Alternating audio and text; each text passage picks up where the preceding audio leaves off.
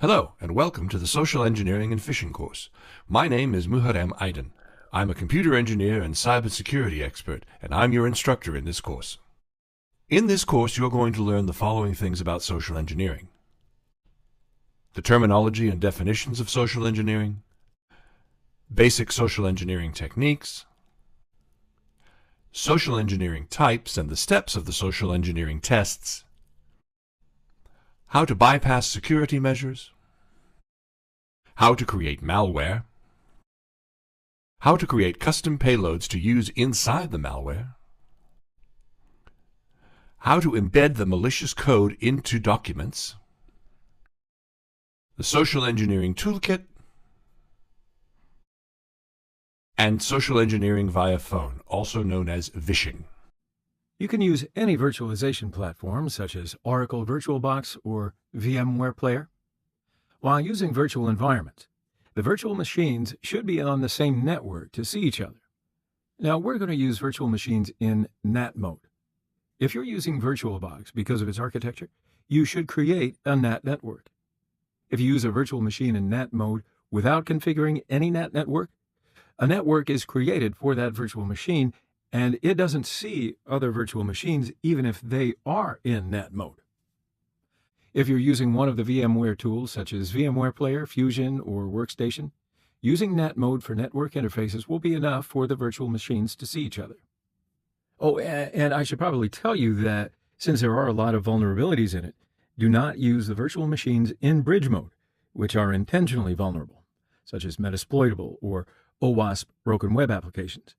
If you use them in bridge mode, they will be accessible in the network where your host machine is. Someone in that network might hack the vulnerable virtual machines and try to access the host machine, which means your computer. Now, if you would like to use virtual machines in host-only network mode, please just learn how the virtualization platform works in that mode first. This is the virtual machines architecture diagram. It'll help you understand the network structure of the virtual machines that are installed in the laboratory environment of this course. So let's have a look at the whole picture. Host is your computer on the network that you access the internet via Wi-Fi access point or a wired connection. You will install one of the virtualization platforms such as VMware or Oracle VirtualBox on your host machine. So there are two vulnerable machines that will be used as victims throughout the course: Kali Linux and Windows 8. Then here we set the network mode to NAT network, and that connects all the vulnerable machines in the same network. Now you may notice here there are similar NAT modes in VirtualBox network settings: NAT mode and NAT network mode. So if you're going to use Oracle VirtualBox, be sure to select NAT network mode and then set the same network for each machine. That way, the virtual machines will be on the same network and they can be accessed from one to the other. Now, if you're going to use VMware, simply select NAT mode.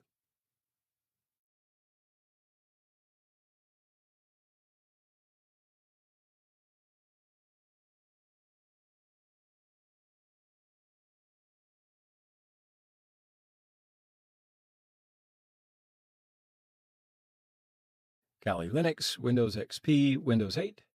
VirtualBox is a freely available open source software solution, runs on Windows, Linux, Macintosh, and Solaris hosts, and supports many guest operating systems. So VirtualBox is deceptively simple, but it's also very powerful.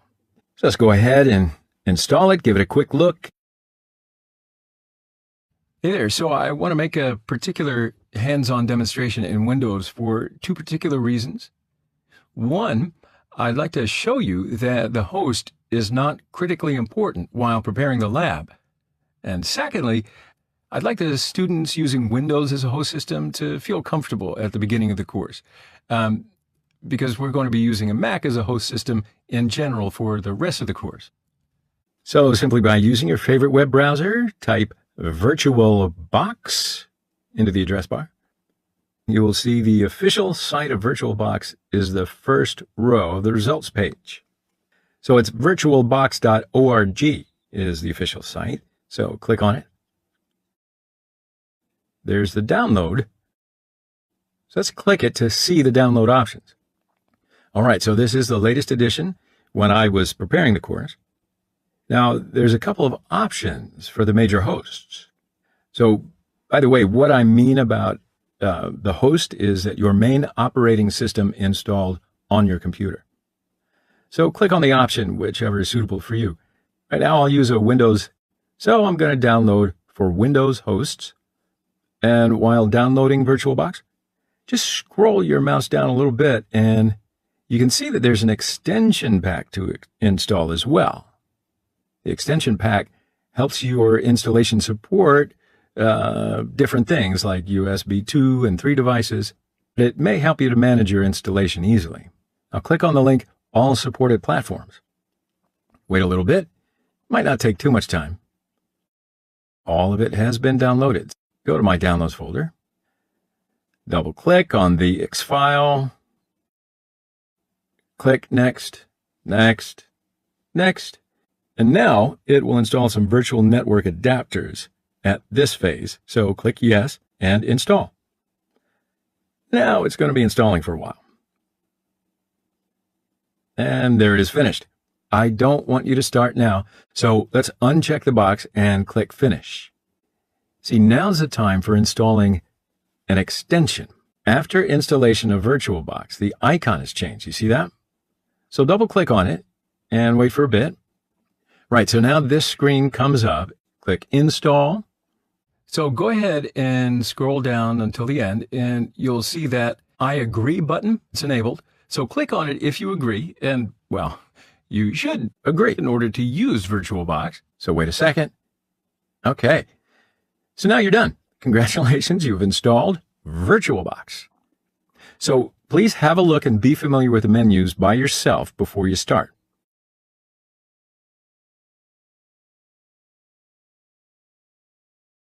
virtualbox.org is the official site. And on the left pane, there's the download menu item. So in the downloads page, we have platform packages here. Click on OS X hosts as a link for Mac devices. Click Save to start the download. When the download's finished, double-click on the installation package file, which has the .dmg at the end. Okay, so here you do what the instructions tell you. Double-click on the VirtualBox.package icon. Click Continue, continue again, and Install. And then here I just enter the local admin password and click. Now, go to the Applications menu and click the VirtualBox icon to start your virtualization environment. Congratulations, you've installed VirtualBox. So, Kali Linux is a Debian-based Linux distribution aimed at advanced penetration testing and security auditing. Kali contains several hundred tools which are geared towards various information security tasks, such as penetration testing, security research, computer forensics, and reverse engineering. Kali Linux is developed, funded, and maintained by Offensive Security, a leading information security training company. Now, we're going to use Kali as the attacker system. However, if you don't want to use Kali for whatever reason, you can download the tools that we use and install them to your host machine. So let's download it and install it as a virtual machine on our host system. I'm going to prepare Kali VM directly from the VMware image first. The first step is to download the VM files. Open the browser and simply Google the words Kali and download. The first website is the official site of Kali, so click on it. This is the download page of Kali. These are the ISO files. You can use them to install Kali as the main host or as a virtual machine in any virtualization platform. Now, these are the images that you can use to install. With the latest release, Kali Linux announced that the images have been restructured and simplified. So from now on, Kali Linux has new image styles: installer image, a live image, and a network installer image. Installer image is recommended for users who want to use Kali Linux on their system. No network connection is required. You can choose desktop environments such as XFCE, KDE, GNOME, and any other tools that you want to install during your installation. Now, the second one is a live image, so it's used to run Kali without installing it. And the last one is a network install image. The smallest image, of course, to download, containing only enough to install the base system that requires a network connection to install selected applications. At the bottom of the Kali image files table, there are ready-to-use, almost ready-to-use Kali virtual machines. So if you're going to use Kali as a virtual machine, you can use them instead of installing ISO files from scratch. I'm just going to use one of these images now, so I'll click on this link. The VMware images are on this tab. The first link is a zipped archive. You have to extract it after the download.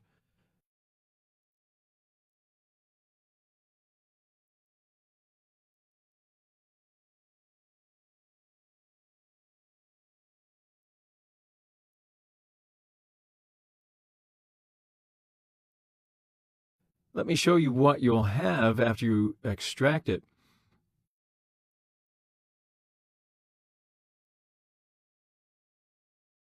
And you will have a VMware file. Here you can simply run the VMX file to run the VM. So the second step is to install Kali.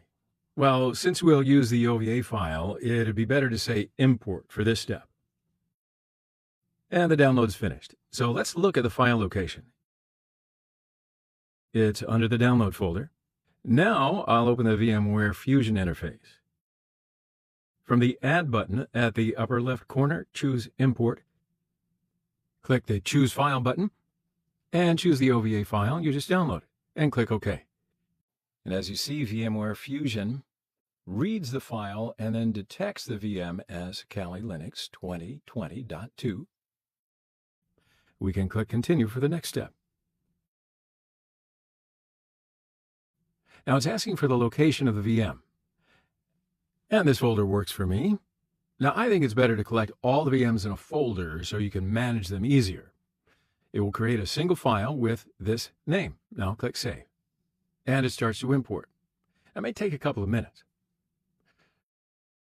So I want to look at the size of the empty space on my host. df command simply displays the free disk space, and -h parameter makes the result human readable.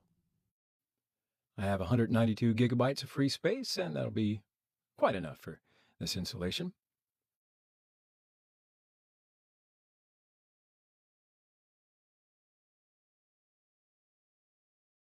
Installation's finished, and this is the summary of the VM. RAM is 2 gigabytes by default, and if you have enough RAM on your host system, I suggest you increase it. Networking is NAT, just as I want. Okay, click Finish to finish the installation of Kali VM. Now it's asking if you want to upgrade the VM. I say, okay, why not? So our new Kali is booting for the first time.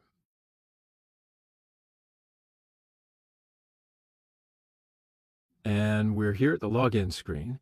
Let me make the VM full screen. Okay.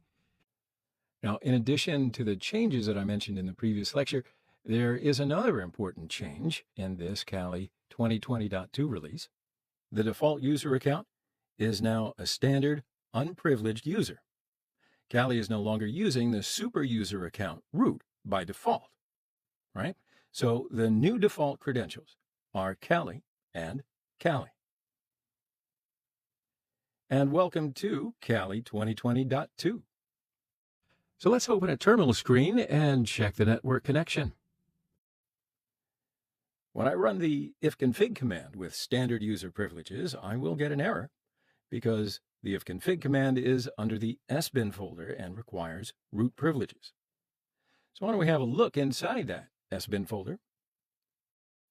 As you can see, I can run the cd, pwd, and ls commands without sudo. These commands do not require root privileges. However, the commands that are under the sbin folder must be run with sudo. Ifconfig is here, and let's run this command with sudo.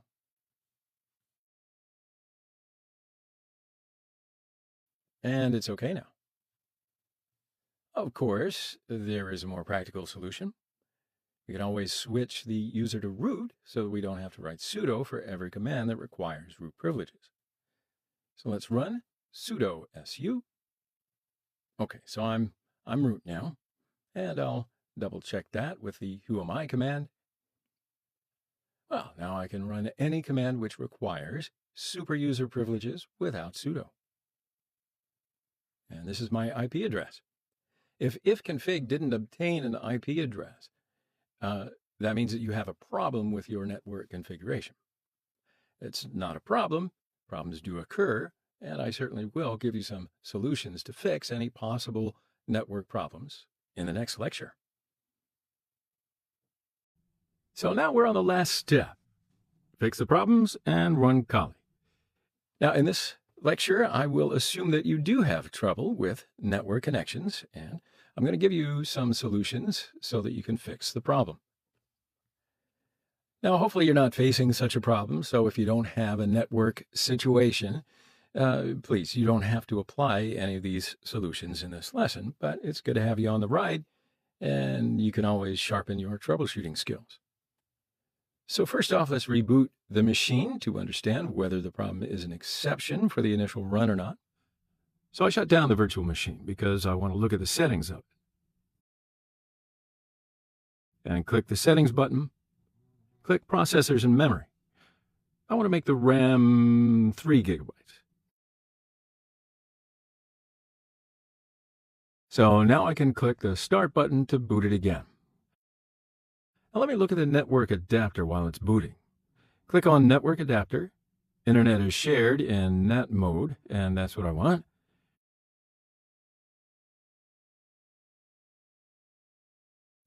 Username and password are both Kali.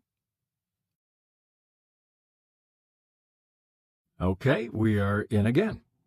So let's check the network connection by clicking the network icon at the upper right-hand corner. So I think there's a problem on the DHCP of the VMware. Well, anyway, we can live without DHCP as well. So I'm looking at the wired network. Don't be confused, even though you share the wireless connection of your host machine, it's simulated as a wired network in the VM. So let's open a terminal screen and look at the networking service if it's running. Write Service Networking and press Tab twice to see the available commands of the service. Networking service does not have status command, so I'll assume that it's not started and try to start it. And if you are still not connected at this point, let's go to Network Settings. You can go to Network Settings via Advanced Network Settings under the menu. Or you can right-click on the network icon in the upper right corner and select Edit Connections. Now click the wheel icon under the Wire tab, okay? Okay, I go to the IPv4 tab to set the IP manually. Click the Manual option. I'll choose an IP for the new Kali. Now the IP block of my virtual network is 172.161.131.0 through 24. So I'll choose an IP from this block. Netmask is 255.255.255.0 for a 24 IP block. As far as I remember, the gateway is 172.16.131.2. So I'll use 8.8.8.8, that's the Google DNS, as my DNS server. Okay, let me look at another VM's network settings. So this is Kali I'm currently using. Go to Network Settings, select Wired Settings. Click the wheel icon under the Wired tab. Go to the IPv4 tab. Yes, the gateway is correct. Okay, I'll reboot the machine to be sure that the changes are applied. Boot completed. So open a terminal screen, type ifconfig to see the IP address of the new Kali. It's 225, just as we said. So let's ping a remote system, for example, Google DNS 8.8.8.8. Yes, we received the response packages. The network's okay now. So to double check, open a browser and visit any website.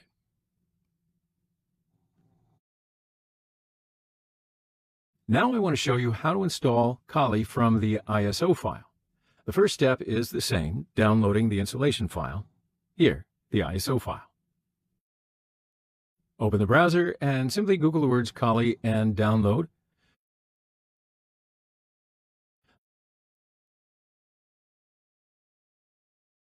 The first website is the official site of Kali, so click on it.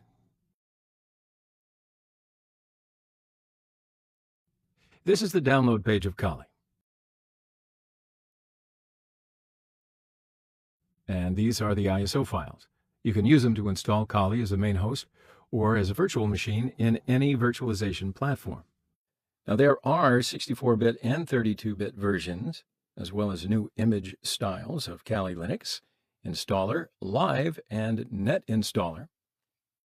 At the bottom of the Kali image files table, there are ready-to-use, well, almost ready-to-use Kali virtual machines. So if you do want to use Kali as a virtual machine, you can use them instead of installing ISO files from scratch. So I'd like to download and install the ISO file of the 64-bit installer image of Kali. So I'll just click on this link to download the ISO file via the protocol that we affectionately know as HTTP. And now we can save the file and have a look at that. So what do you think the second step of installing Kali from the ISO file is? That's right, installation. The ISO file for Light Kali has been downloaded and it's in the downloads folder. Now I go to VMware Fusion Virtual Machine Library. From the upper left corner, click the Add button and select New. We're on the installation method selection window. So the big option, which is selected by default, is our option, install from disk or image. Now I can click Continue to move on. So now is the time to select the ISO file. We can't just drop the file if we drag it from over here. Here's the file browser. Select the ISO file. Drag and drop it in the installation wizard and click Continue. In the next step, we have to choose the operating system of the VM.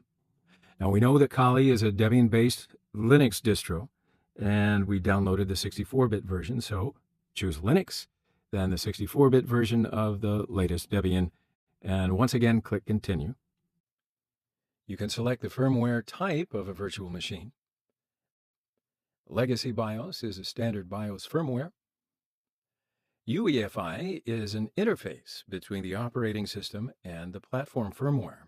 So if you do select UEFI, you have the option of enabling UEFI Secure Boot. And of course, that secures the boot process. So now here I'm going to choose the Legacy BIOS option. So now we're on the last step of installation, and there's a summary here. The default values are 2 gigabytes of RAM, networking, etc. So when I click the Finish button, it asks for the location and the name of the VM file. I'm okay with the default. It's better to collect VMs in the same location, in my opinion. That way I stay organized, and I recommend you do too. And click Save. Now the VM boots for the very first time. In the boot menu, choose one of the install or graphical install options. I'll show you what the graphical install looks like now.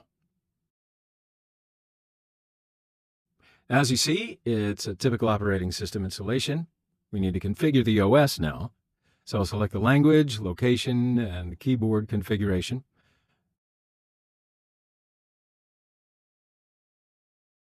And now network configuration has been completed successfully.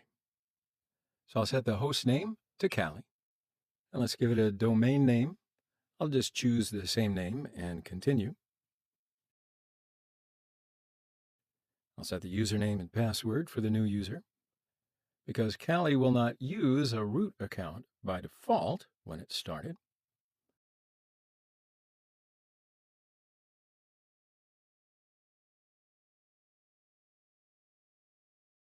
Don't need any partitions. We're only installing Kali Lite as a virtual machine, so it can use the entire disk reserved for itself. Continue. Keep going with the default options for disk partitioning.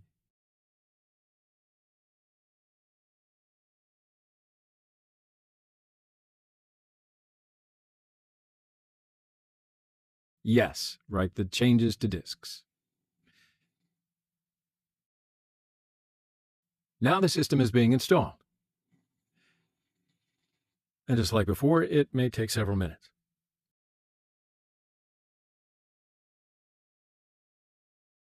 So here Kali asks for the HTTP proxy information, but we're not going to need it now, so we can just leave it blank and continue.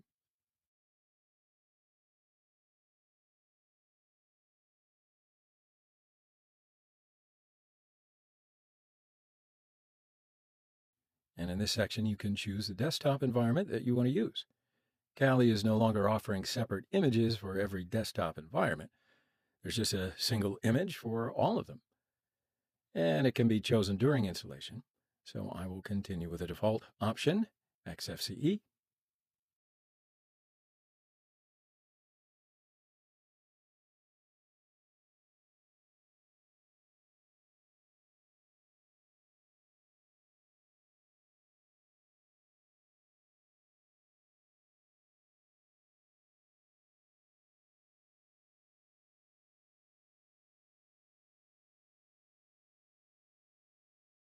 It's asking to install the grep bootloader to the master boot record.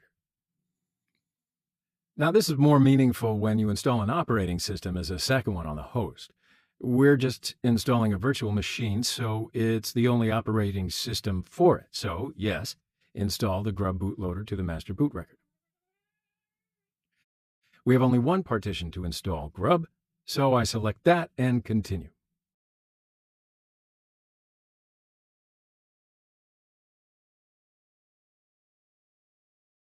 And installation is complete. So it's time to boot into our new system. Continue.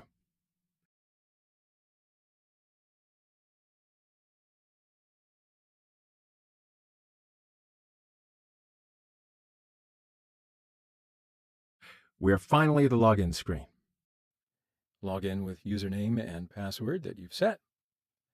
Welcome to 64-bit Kali installed by the ISO file.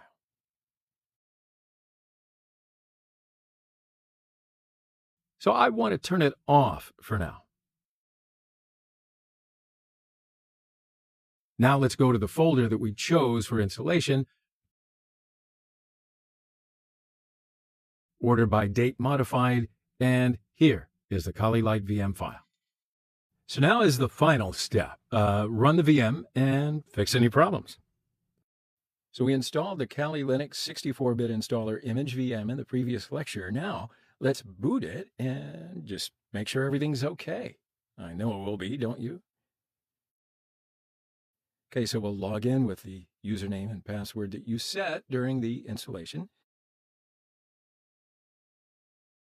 And welcome back. All right, so let's take a quick look at the menu of the default XFCE desktop environment. And it is here in the upper left-hand corner, and these are the default tools of Kali. So first of all, let's open up a terminal screen and switch the user to the root account. And then this way we don't have to write the sudo command every time. And look at the IP address assigned by the VM. So let's ping a remote system, for example, a Google DNS 8.8.8.8 to check the internet connection. We receive the packets, no packet loss, and we have internet connection now. So just to double check, I open the web browser and visit any website on the internet.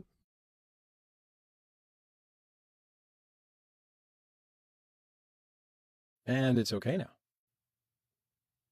If you are having problems with an internet connection, just check the solutions mentioned, Kali from VMware image, step 3, and that should help you fix the problem. Now, what about the local area network? Can the Kali 64-bit VM see the other systems in the same network? So I'll ping the Kali VMware machine, the IP 222. And here are the packets, so everything's okay. And that means we're ready to hack. Again, to double check, I'll go to the Kali VMware machine and ping the Kali 64-bit. Now, what was the IP of the Kali 64-bit machine? Here, it's 133. Okay, so now I'll just go to the Kali VMware machine and ping 133.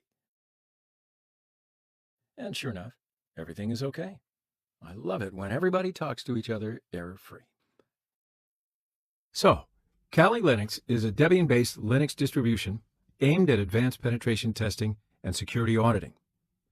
Kali contains several hundred tools which are geared towards various information security tasks, such as penetration testing, security research, computer forensics, and reverse engineering. Kali Linux is developed, funded, and maintained by Offensive Security, a leading information security training company. Now, we're going to use Kali as the attacker system. However, if you don't want to use Kali for whatever reason, you can download the tools that we use and install them to your host machine. So let's download it and install it as a virtual machine on our host system. So I'm going to prepare the Kali VM directly from the VirtualBox image first. The first step is to download the VM files. Open the browser and simply Google the words Kali and download.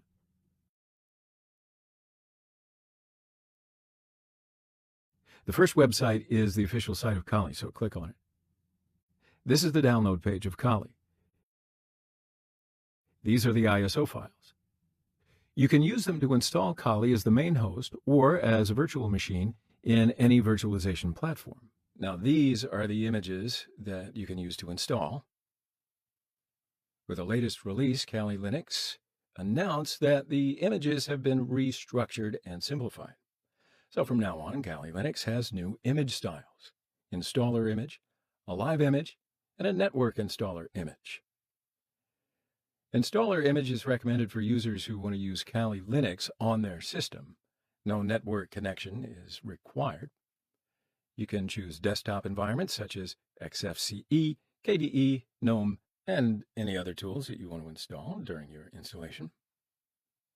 Now, the second one is a live image. So it's used to run Kali without installing it. And the last one is a network install image. The smallest image, of course, to download, containing only enough to install the base system that requires a network connection to install selected applications. At the bottom of the Kali image files table, there are ready-to-use, almost ready-to-use Kali virtual machines. So if you're going to use Kali as a virtual machine, you can use them instead of installing ISO files from scratch.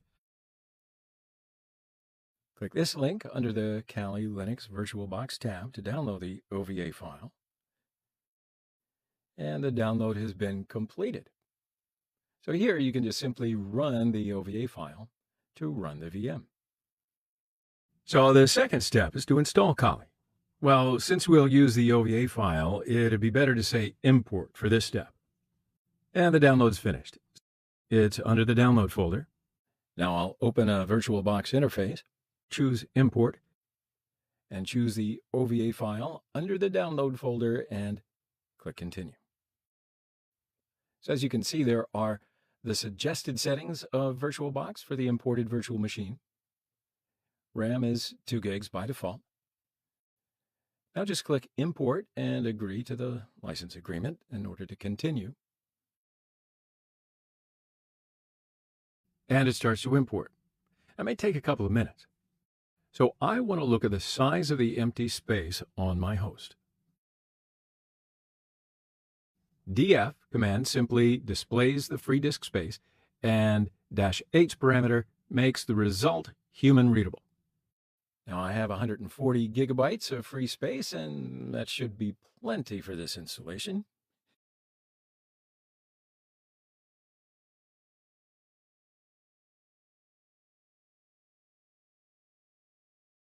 Installation's finished, and this is the summary of the VM.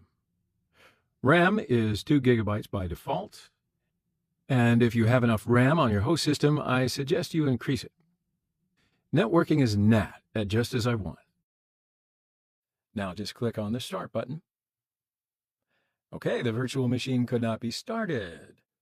So I wonder about the details of this error, don't you? Okay then, so to fix this problem, we'll need to install the Oracle VM VirtualBox extension pack. So I'll copy this part, and I'll just search on the web. So now let's look at the official site of VirtualBox. We can download it under the title of Oracle VM VirtualBox Extension Pack. So we'll just click on this link and save the file. And it quickly downloads. So let's open the file and click Install. And again, I'll accept the virtual license agreement. And finally, enter the password to complete the installation. And now it's been installed successfully. So now I'd like to go to the Preferences and double check the extension packages. And everything is okay. Good. So now we can start again. Okay, so our Kali is booting for the first time. Click Switch for the full screen mode.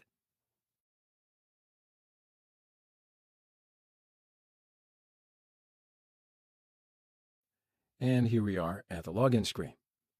Now, in addition to the changes that I mentioned in the previous lecture, there is another important change in this Kali 2020.2 release. The default user account is now a standard unprivileged user. Kali is no longer using the super user account root by default, right? So the new default credentials are Kali and Kali. And welcome to Kali 2020.2.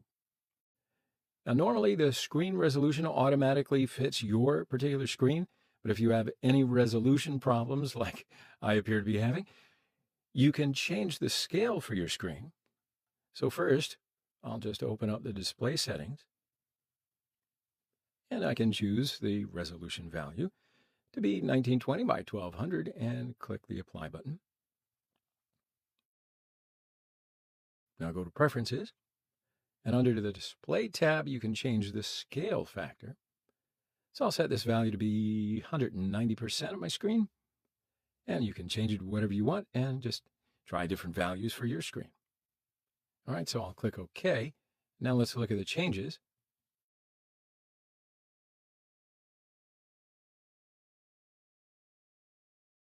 Yeah, that's pretty good. So let's open a terminal screen and check the network connection. When I run the ifconfig command with standard user privileges, I will get an error because the ifconfig command is under the sbin folder and requires root privileges. So why don't we have a look inside that sbin folder? As you can see, I can run the cd, pwd, and ls commands without sudo. These commands do not require root privileges. However, the commands that are under the sbin folder must be run with sudo. Ifconfig is here, and let's run this command with sudo.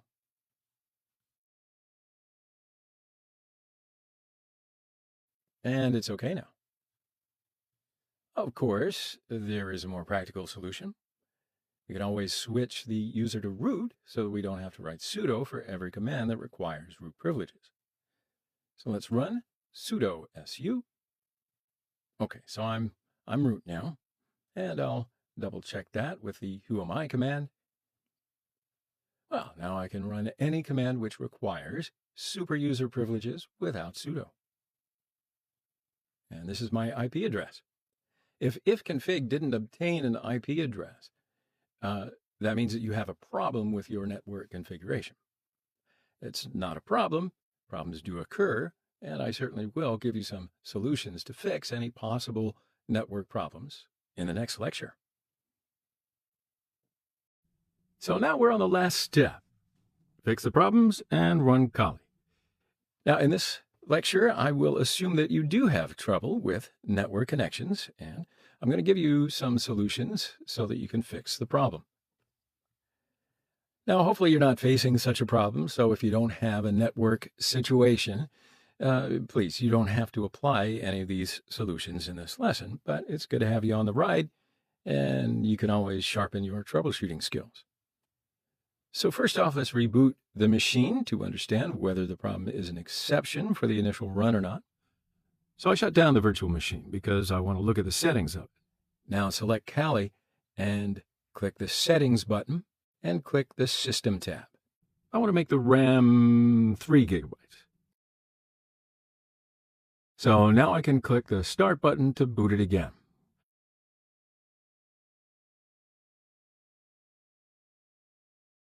Username and password are both Kali.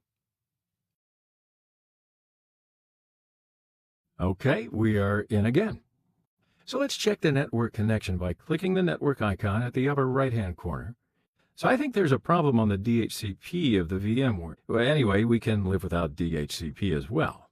So I'm looking at the wired network. Don't be confused, even though you share the wireless connection of your host machine, it's simulated as a wired network in the VM. So let's open a terminal screen and look at the networking service if it's running.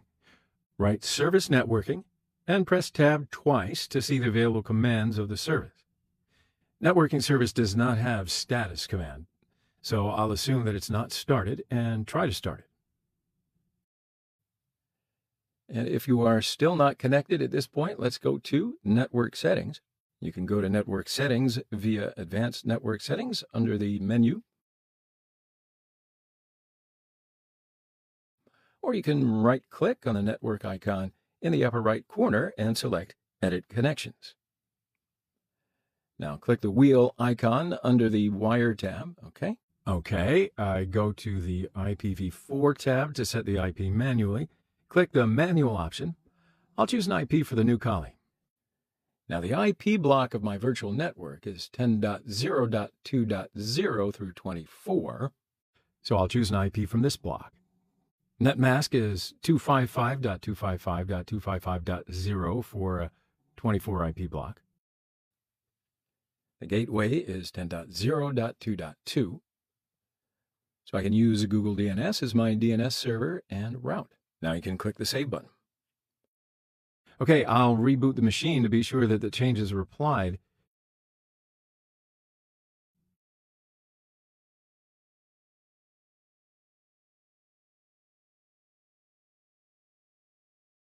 Boot completed.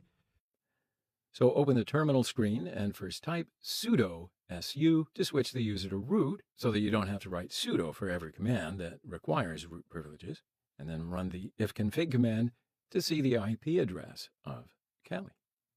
And it's 200. So let's ping a remote system, for example, Google DNS 8.8.8.8.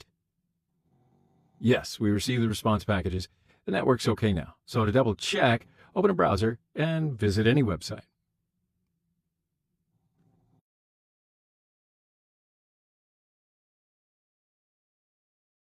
Now I want to show you how to install Kali from the ISO file. The first step is the same, downloading the installation file. Here, the ISO file. Open the browser and simply Google the words Kali and download.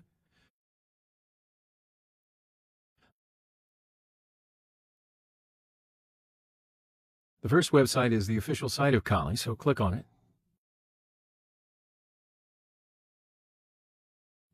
This is the download page of Kali. And these are the ISO files. You can use them to install Kali as a main host or as a virtual machine in any virtualization platform. Now there are 64-bit and 32-bit versions, as well as new image styles of Kali Linux, Installer, Live, and Net Installer. At the bottom of the Kali image files table, there are ready-to-use, well, almost ready-to-use Kali virtual machines. So if you do want to use Kali as a virtual machine, you can use them instead of installing ISO files from scratch. So I'd like to download and install the ISO file of the 64-bit installer image of Kali. So I'll just click on this link to download the ISO file via the protocol that we affectionately know as HTTP. And now we can save the file and have a look at that. So what do you think the second step of installing Kali from the ISO file is? That's right, installation. The ISO file for Kali has been downloaded and it's in the Downloads folder. So now I'm going to open VirtualBox. Click the New button and give your machine a name.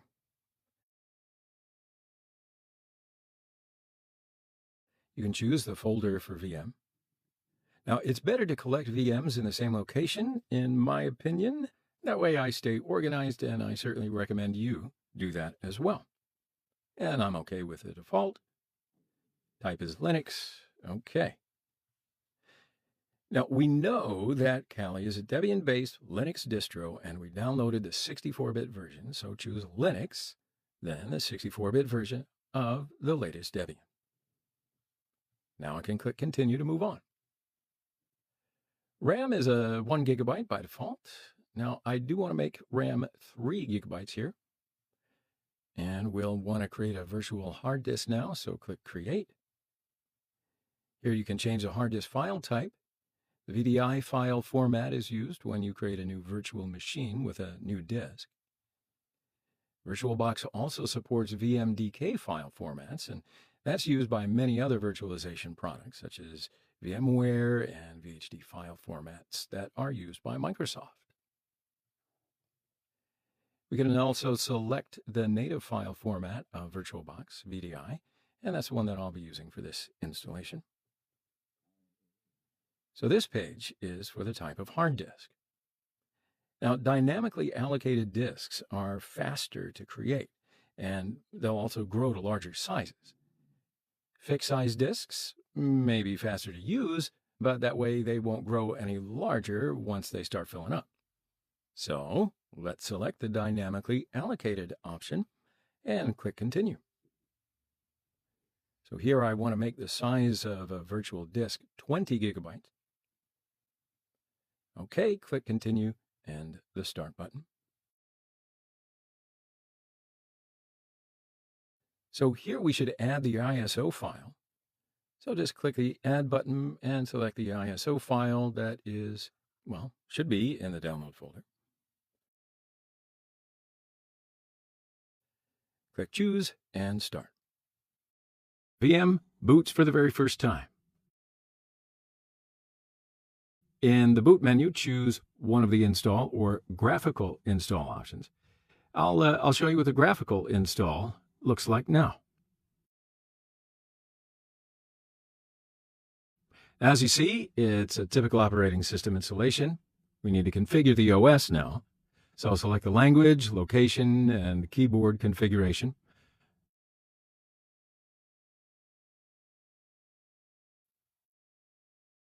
And now network configuration has been completed successfully.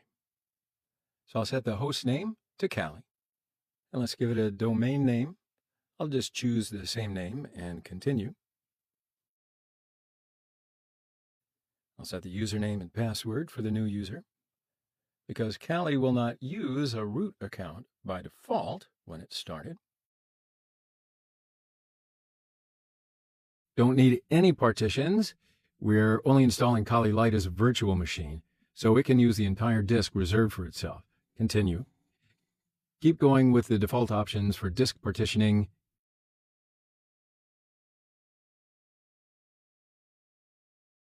Yes, write the changes to disks. Now the system is being installed. And just like before, it may take several minutes. So here Kali asks for the HTTP proxy information, but we're not going to need it now, so we can just leave it blank and continue.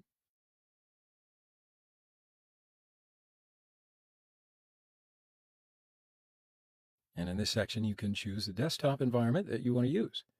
Kali is no longer offering separate images for every desktop environment. There's just a single image for all of them. And it can be chosen during installation. So I will continue with the default option, XFCE.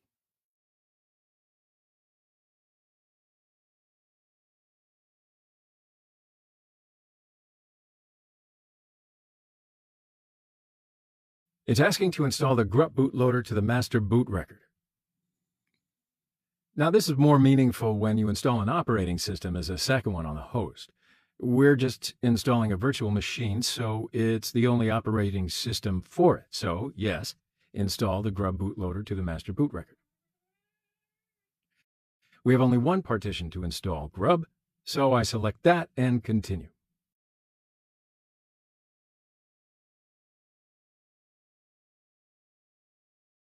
And installation is complete. So it's time to boot into our new system. Continue. We're finally at the login screen. Log in with username and password that you've set. Welcome to 64-bit Kali installed by the ISO file.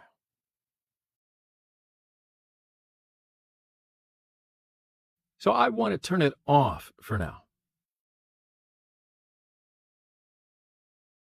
Now let's go to the folder that we chose for installation.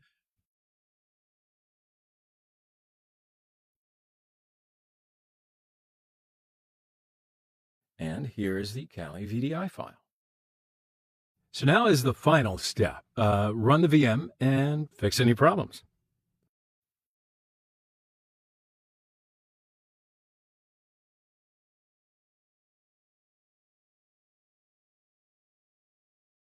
So we installed the Kali Linux 64-bit installer image VM in the previous lecture. Now let's boot it and just make sure everything's okay. I know it will be, don't you? All right, so before booting, let's do the network settings for the connection of the installed virtual machines. If you are using VirtualBox because of its architecture, you should create a NAT network. And if you are using a virtual machine in NAT mode without configuring any NAT network, a network is created for that virtual machine, but it doesn't see any of the other virtual machines, even if they are in NAT mode. So go to VirtualBox Preferences, select NAT Networks under Network segment, and add a new NAT network. And then add these two Kali machines to the same NAT network.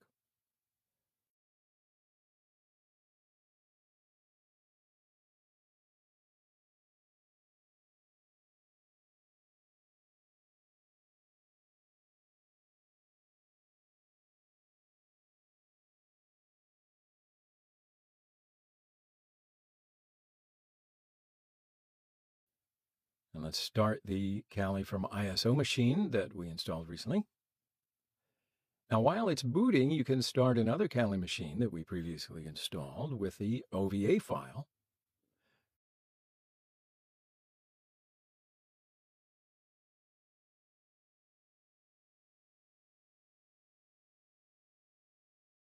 Log in with Kali and Kali.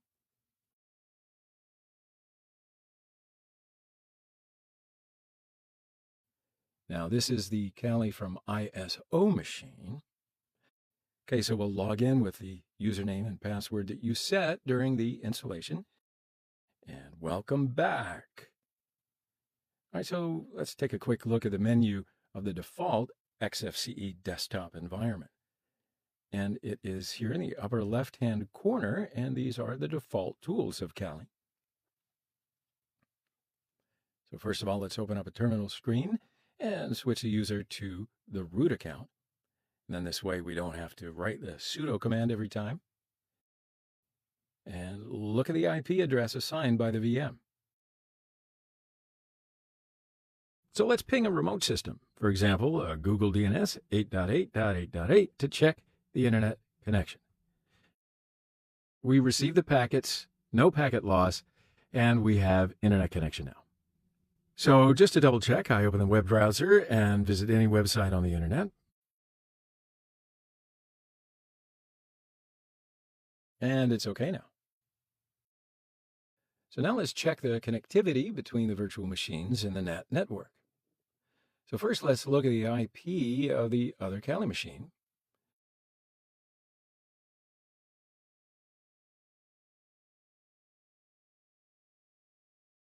So it's 10.0.2.200. So let's ping the machines one to another.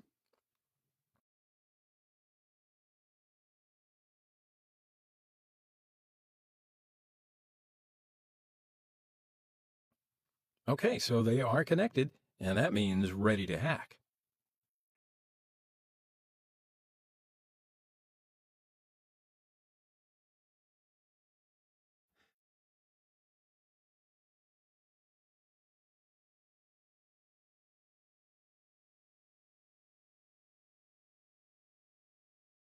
So there are two options that you can get Windows operating systems for free.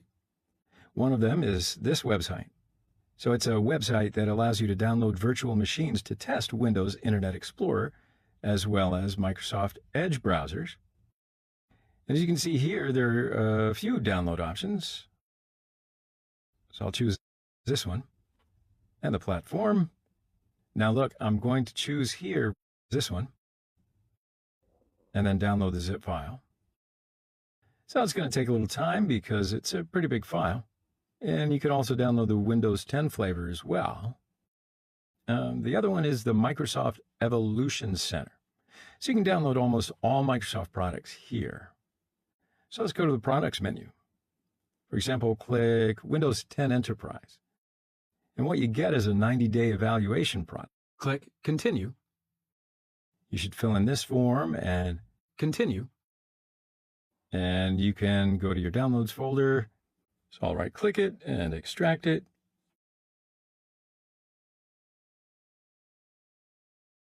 So the extraction is now finished, and I'll go to the Windows 7 folder. So you see there is an OVF file. Now go to VMware Fusion, expand the Add button at the upper right corner, and select Import. Your OVF file is supposed to be selected here, so to be sure, I'll just select it again and click Choose File. Now, please go to the folder you just downloaded, the OVF file 2, and select the file, and click Open, and click Continue, and then the Save button. Okay, so you might just very well be faced with such a message, just like me. I think it's because of the default checks of VMware Fusion, so let's just click on Retry, as it suggests, and please be And there it is. It's been imported. as the import process may take a few minutes.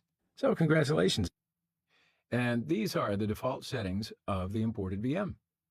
So as you can see here, networking is NAT, or NAT, and that's what we would like, so that's good.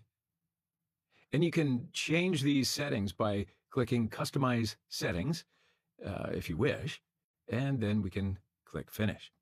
Now, as you notice, as soon as I click the Finish button, it asks me if I want to upgrade the VM. So I say yes, let it upgrade the VM. Then click the upgrade, and it starts running the VM.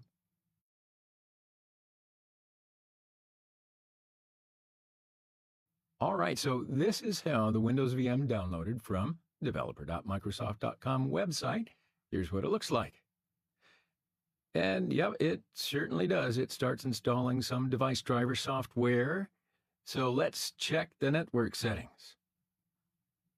So click the Windows icon at the bottom left corner, type Command, and hit Enter to start the command prompt. Type ipconfig and hit Enter again. Nope, network interface has not been set yet. So let's look at the network icon at the bottom right corner. No network icon here. So here I have a message that says the device driver was not successfully installed. All right, well, you know what? I don't panic. I'm a troubleshooter, right? Okay, well, I might not entirely be truthful, but that's all right. We'll see what we get. Voila! We got a message advising us to restart the system to apply the changes. And I think the driver installation is all finished now. Okay, so now let's restart the system and see what happens. Okay, before looking at the network settings once again, I would like to show you some more system information here. Looking at the default username and password of the VM. You know what, let me make it full screen, all right? Okay. Let's check the network settings. So here's a network icon, and I clicked on it, and yeah, sure enough, we have connected to a network. Now I'll go to the Start menu, type Command, and hit Enter to open the command prompt. Now to see the network configuration, just type ipconfig and hit Enter. Here it is. All right, so we have an active network interface and an IP address. Looks like it's the same range IP with my collie, just as expected. So now you can ping your collie to be sure that your Windows VM and collie can see and talk to each other.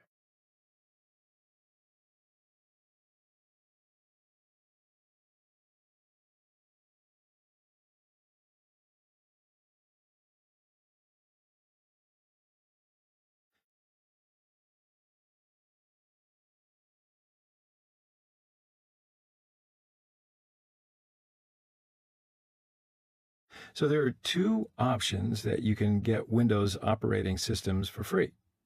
One of them is this website. So it's a website that allows you to download virtual machines to test Windows Internet Explorer, as well as Microsoft Edge browsers. And as you can see here, there are a few download options.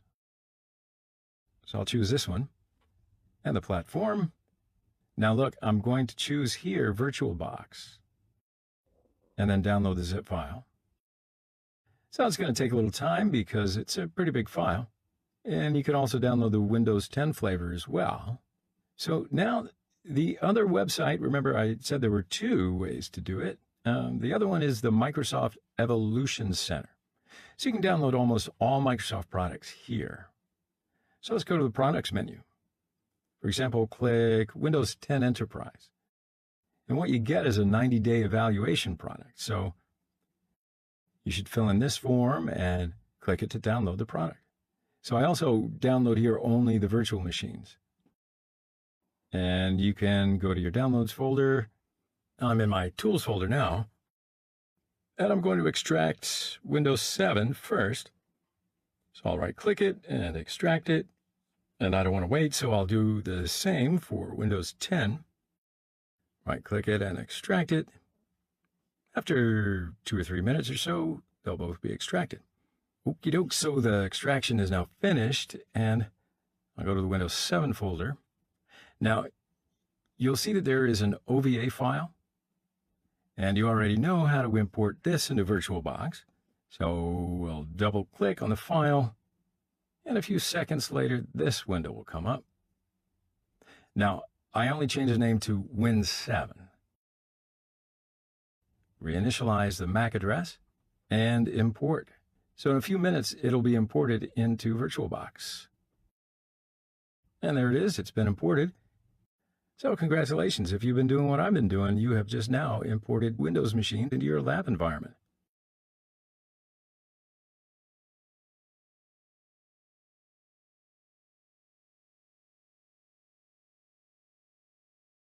And of course, we'll use Windows machines as our targets of our attacks. And you know the reason, right? Windows are the most common operating systems.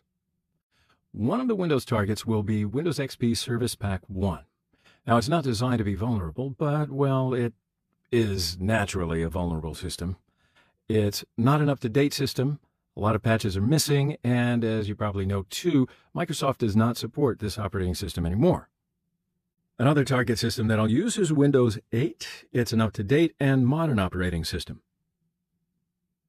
Now, just so you know, I have to point out that Microsoft Windows operating systems are commercial. They are not free. You have to have their license to use. Now, if you have any Windows ISO, you can install it as a virtual machine. Just follow the steps that I showed you in the lecture of the installation of Kali the Light from the ISO file.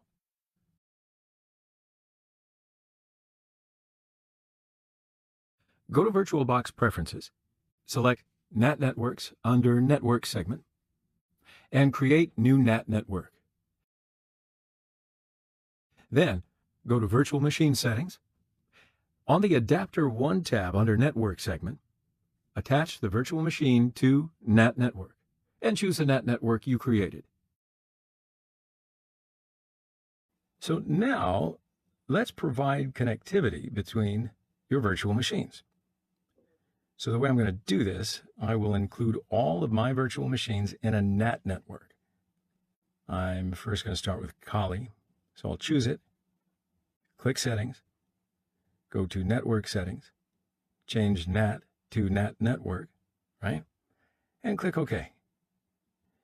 Now do the same thing for the other virtual machines quickly. Before we start, let's be sure that the virtual machines see each other. So start up the virtual machines and log into them. If you didn't change the credentials before, you can log into Kali and Metasploitable 2 with the default credentials. The default credential of our test system are as follows. Kali is no longer using the super user account root by default, right? So the new default credentials are Kali and Kali. In Metasploitable 2, the username is msfadmin, and the password is the same by default. And OWAS, Broken Web Application, has root as the user, and its password is OWASP-BWA by default. So first, let's learn the IP address of each machine. In Linux distributions such as Kali and Metasploitable, open a terminal screen, type ifconfig, and press enter. The IP address, which is seen in the ETH0 interface, is what we want. In a Windows system, you can learn the IP address running ipconfig in the command line.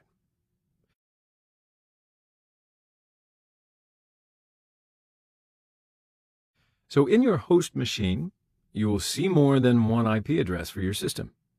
You will see an interface with a name like VMNetX. This is the IP address that we use to interact with the virtual machines. Oh, and by the way, it'll probably be the first IP address of that IP block. And then ping the other virtual machine. So you should see a terminal screen similar to the screen seen on the slide. At least packet loss should be less than 100%. Now, some systems, such as Windows 8, may not be allowed to ping by default. I mean, if you ping a Windows 8 machine in, for example, Kali, you may not get the expected result, even though the systems see each other. If you can ping Kali in Windows 8, it's enough to understand that the systems are in the same network and that they see each other. If you don't get this result, please check the virtual machine settings again. The IP addresses of the virtual machines should be in the same IP block, which means if one of your virtual machines has an IP address like 172.16.99.123, the IP address of the other virtual machine should be like 172.16.99.222. So now we are ready to start the hands-on practice of the course. Social engineering terminologies and techniques. Hackers, ethical hackers, or pen testers use social engineering tactics because it's usually easier to exploit people than it is to discover ways to hack the software.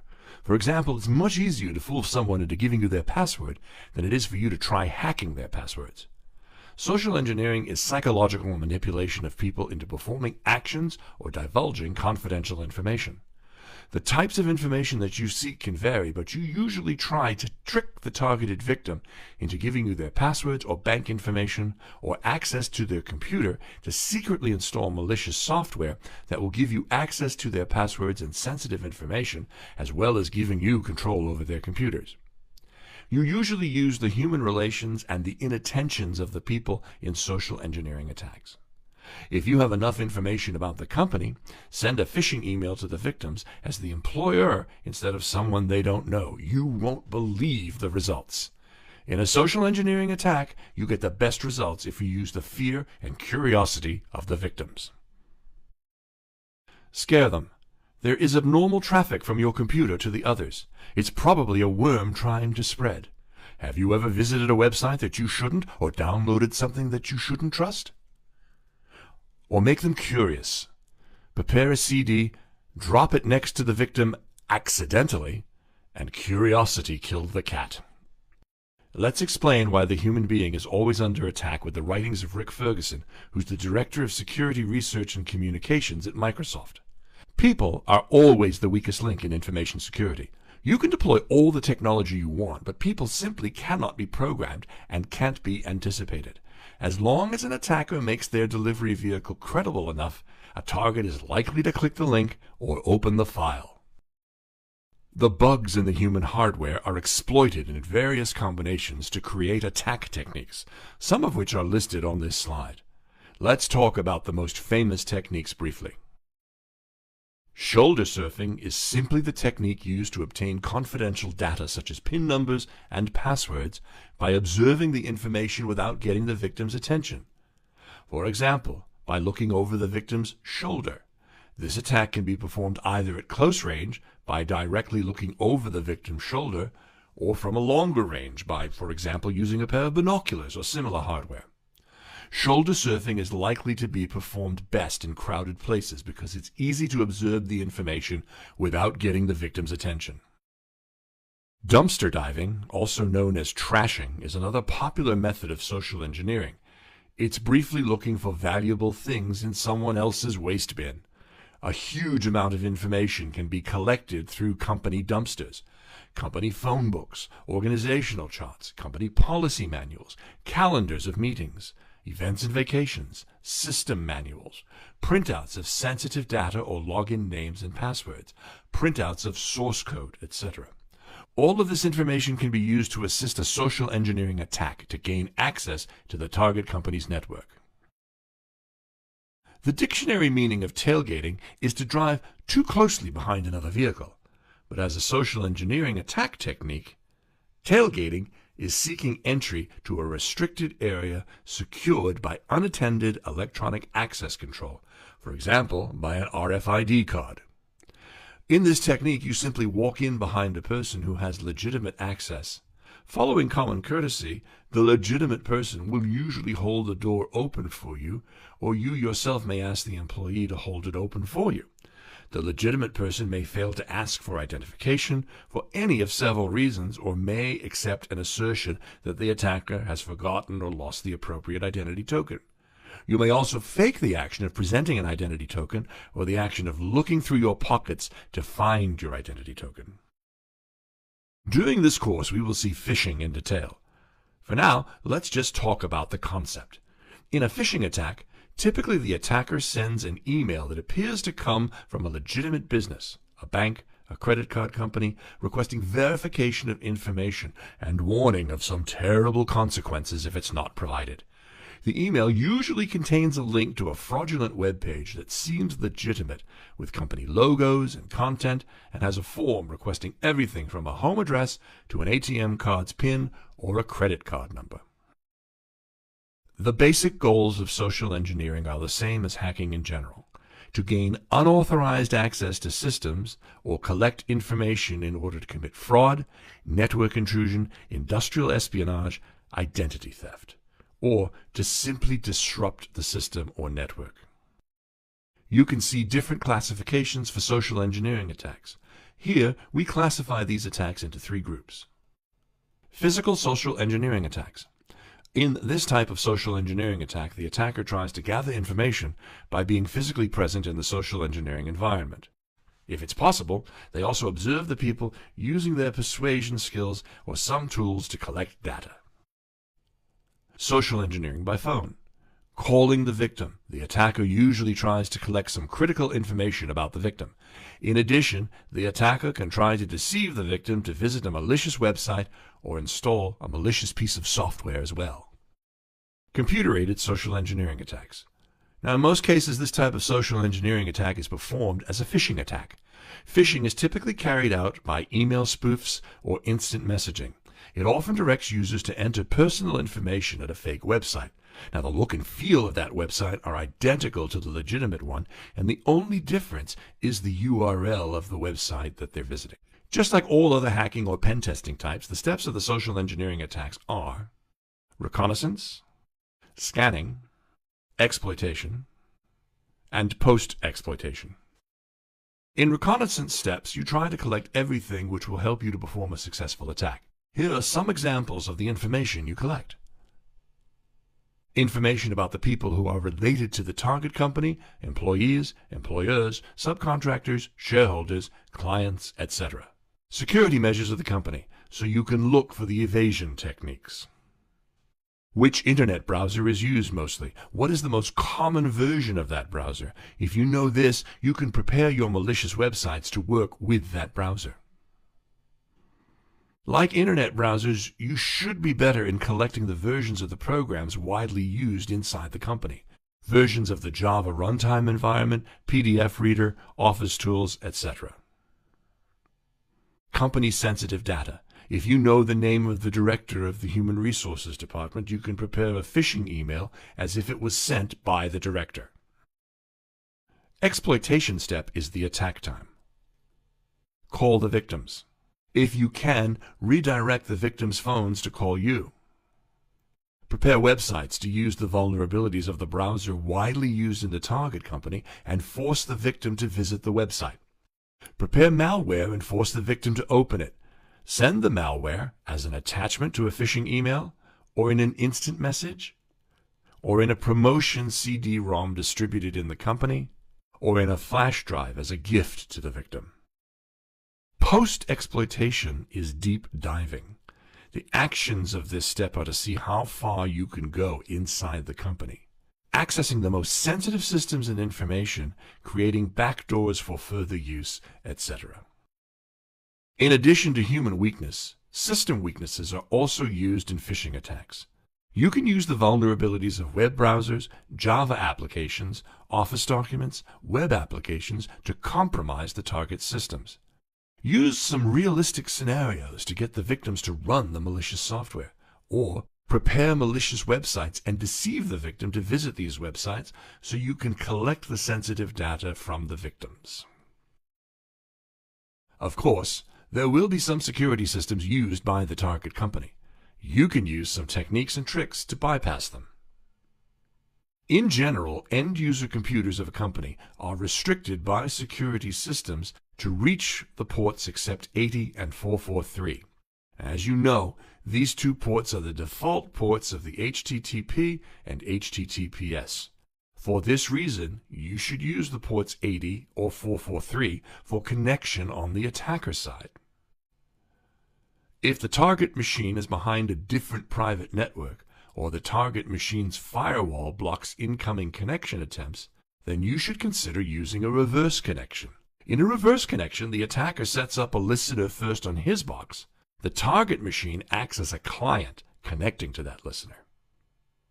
Security devices can realize there's malware inside the attachments of emails. In this case, try archiving the file several times and protect that archive with a password. Changing the extension of the file, for example, let's take a .zip file extension and change it to .zi underscore. That might be another try to bypass email security measures. If the email content controller blocks the IP data inside the email body, you might consider using URL shorteners. To bypass intrusion detection and prevention systems, IPS, IDS, antivirus systems, use custom payloads instead of existing payloads created by the frameworks like Metasploit. And of course, you should encode the payload before embedding it.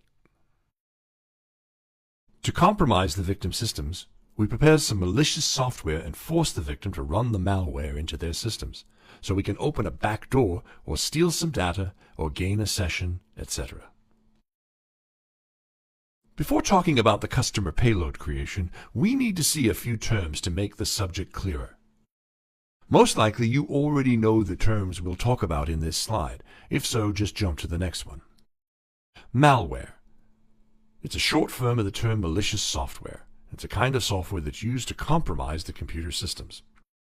It's an umbrella term used to refer to a variety of forms of hostile or intrusive software, including computer viruses, worms, Trojans, ransomware, spyware, adware, scareware, and other malicious programs. It can take the form of executable code, scripts, active content, and other software. Payload, inside malware, is the portion of the malware which performs malicious action. Metasploit framework is one of the most known terms in the cybersecurity domain. As the open-source sub-project of the Metasploit project, Metasploit framework is a tool for developing and executing exploit code against the target machine. Even though they're depreciated and removed from Metasploit framework, I'd like to talk about MSF payload and MSF encode first. They're depreciated because their abilities are collected into a single tool, MSF Venom. To understand what MSF Venom does, it's better to talk about MSF Payload and MSF Encode first. MSF Payload was a command line tool that's used to generate and output all the various types of shellcode that are available in Metasploit. Using MFS Payload, you can create an executable file as well as creating a payload to embed the file. The parameters displayed in the slide give us some more about what the MSF Payload does. Most of the time, one cannot simply use shellcode generated straight out of MSF Payload. It needs to be encoded to suit the target in order to function properly. This can mean transforming your shellcode into pure alphanumeric, getting rid of bad characters, or encoding it for 64-bit target. It can also be instructed to encode shellcode multiple times. Output the shellcode in numerous formats, C, Perl, Ruby, and one can even merge it to an existing executable file. So most of the time, this tool was used in conjunction with MSF Payload. MSF Venom is the Metasploit's standalone payload generator. It's the combination of MSF Payload and MSF Encode, putting both of these tools into a single framework instance. That means MSF Venom is a combination of payload generation and encoding. You can do everything that you can do with MSF Payload and MSF Encode. You can generate a payload, encode the payload, avoid the bad characters, use a custom template, and more. Let's see how we can create a basic malicious Windows executable using the MSF Venom tool. 64-bit Windows 8 is the victim system. Choose an executable to use as a template. The output malware will be the same size with this template file. I'm going to use putty.exec file as the template. Let's copy putty.exec to Kali to work on it. First, look at the IP address of the target machine here, Kali. You can use WinSCP tool to transfer a file from a Windows system to a Linux system. SCP, Secure Copy, is a means of securely transferring computer files between a local host and a remote host, or between two remote hosts. It's based on the SSH, Secure Shell Protocol. Now, since WinSCP uses SSH protocol, you'll be sure the SSH service is running on Kali. Check the status of the SSH service using service SSH status command. It's already active on my Kali. If it's not running, use service SSH start to start the SSH service in your Kali machine.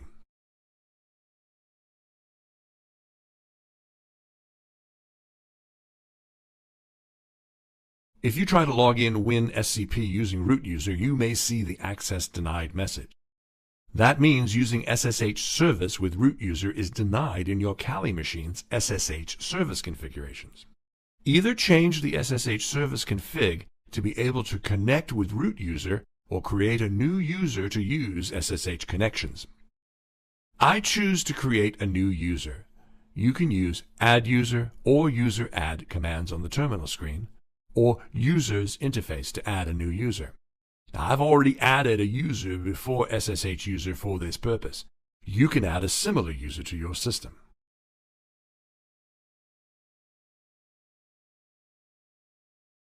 Connect WinSCP using SSH user credentials.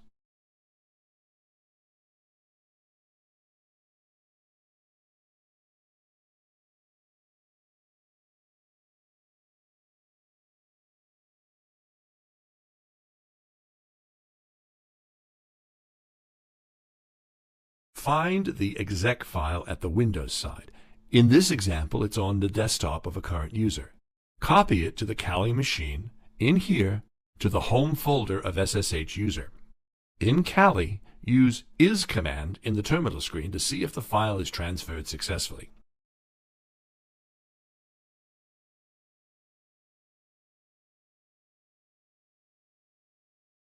Now we're ready to create a malicious executable using the putty.exec file as a template. Prepare the appropriate MSF Venom command. The first parameter is -p, which specifies the payload used. You have to find a correct payload according to your target. Don't forget to choose a payload with the correct platform, correct architecture, correct connection method, etc.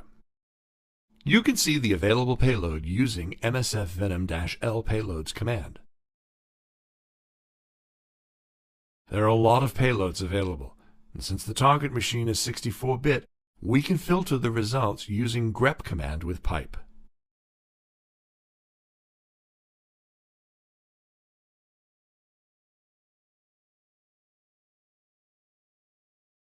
We use the Windows/x64/meterpreter/reverse_TCP payload for this example. Let's have a pause here and have a small introduction to the world of Metasploit. Metasploit Project is the most used penetration testing framework in the world. It can be used to test the vulnerability of computer systems or to break into remote systems. Metasploit was created by H.D. Moore in 2003 using Perl. By 2007, the Metasploit framework had been completely rewritten in Ruby. In 2009, the project was acquired by Rapid7. Now they have a free and open source version, Metasploit Framework, and a commercial version, Metasploit Pro. Its best-known sub-project is the open source Metasploit Framework, a tool for developing and executing exploit code against a remote target machine. The MSF console is probably the most popular interface to the Metasploit Framework, MSF. It provides an all-in-one centralized console and allows you efficient access to virtually all of the options available in the MSF.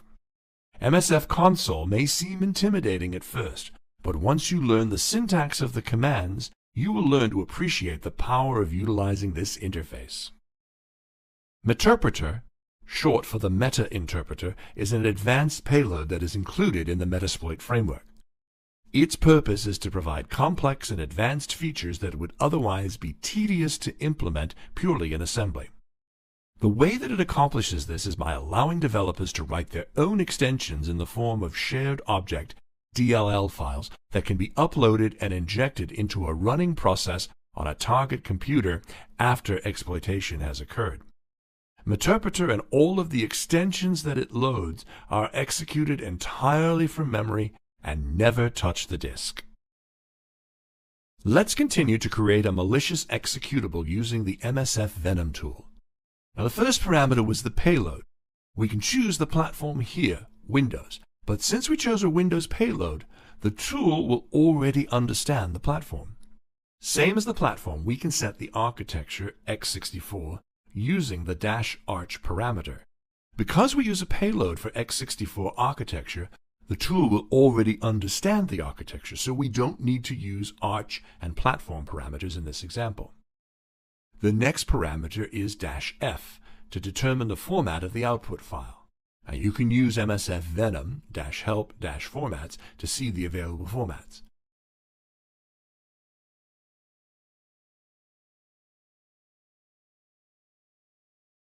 We only use the exec in this example.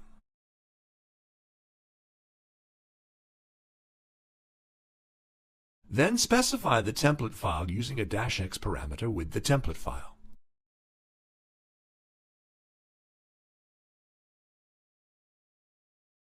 Name the output file with the -o parameter.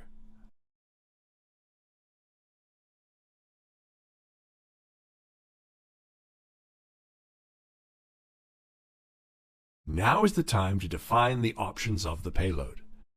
To see the options of the payload, you can use the -payload -options parameter with the payload.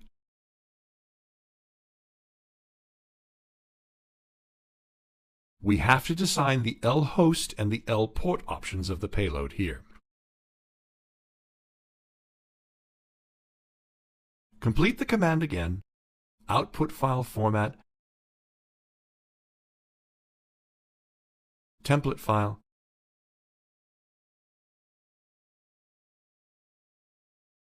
and output file name.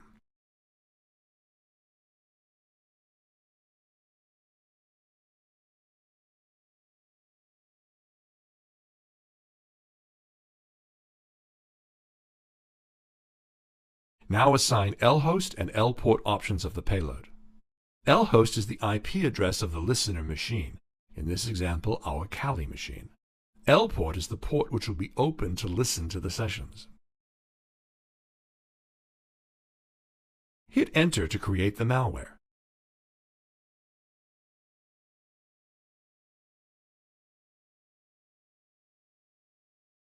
As you see, no arch is selected. The tool selected x64 from the payload, and no platform is selected.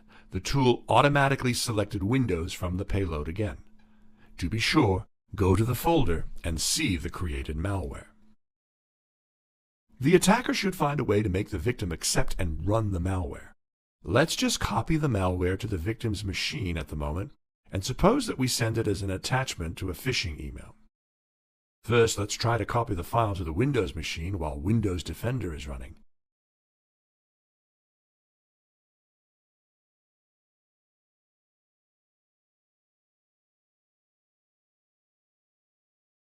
As you can see, Windows Defender recognized the malware.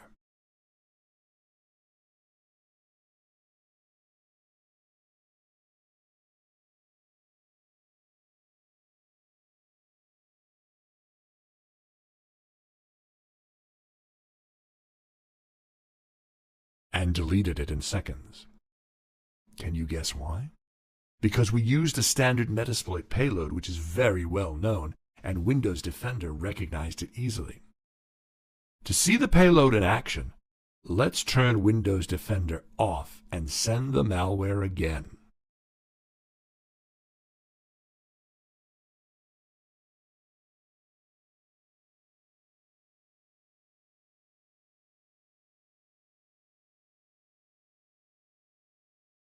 As an attacker, we need to listen to capture the sessions of the victims who run the malware.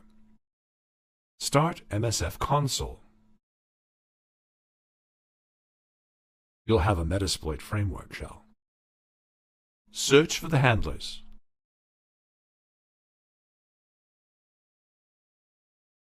Use exploit/multi/handler for this example.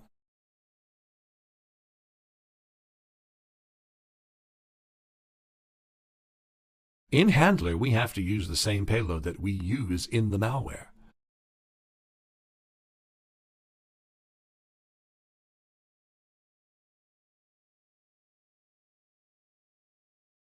List the options with Show Options command. Set the listener address and port. Since the default port is the same with the port we assigned in the malware, we can leave it as is. And run the handler, it starts to listen at that moment. Now go back to the victim machine and run the malware. Voila! We got the session from the victim machine. Look at the system info using sysinfo meterpreter command. It's a 64-bit Windows machine. Look at the user ID. Meterpreter has a lot of excellent commands to compromise the victim's machine. Use help command to see some of them.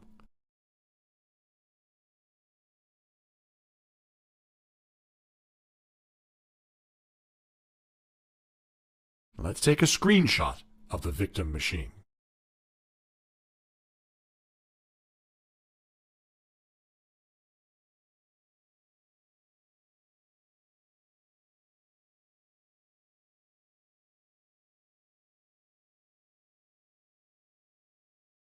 When we list the currently running processes using tasklist command in the victim machine, we see the malware running. You can kill it using the taskkill command with /PID parameter.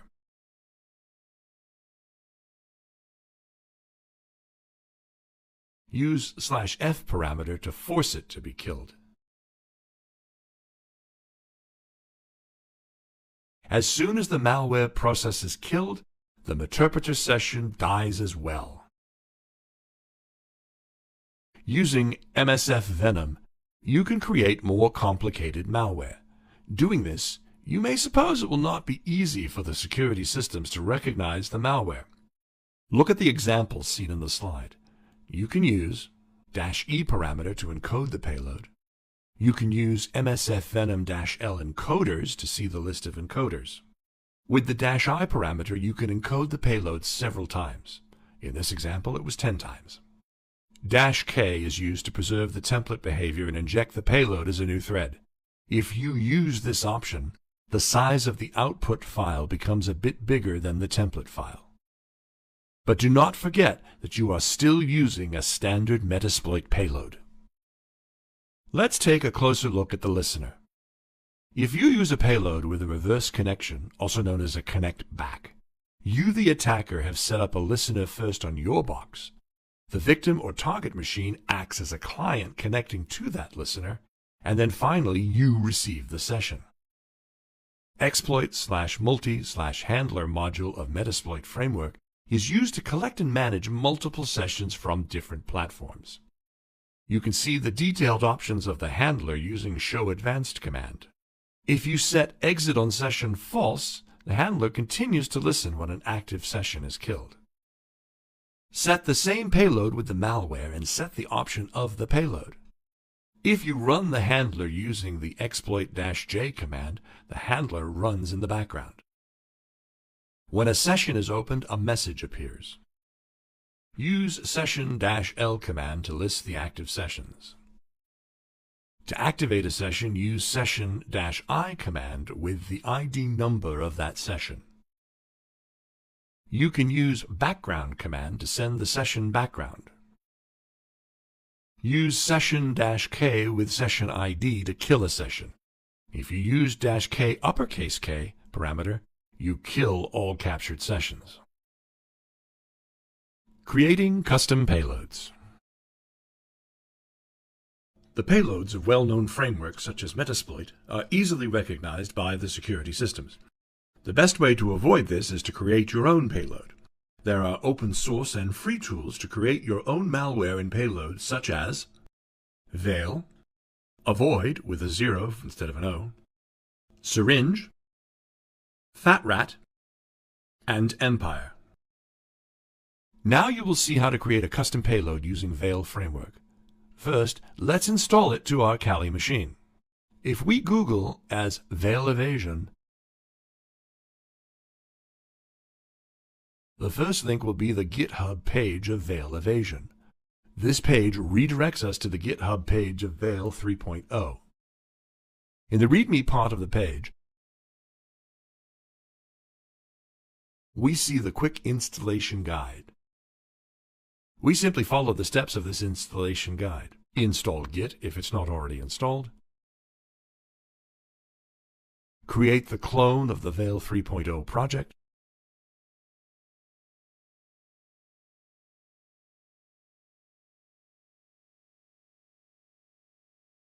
Go to Veil folder. Under the setup folder, run setup.sh script with the -c parameter. And this will take a few minutes.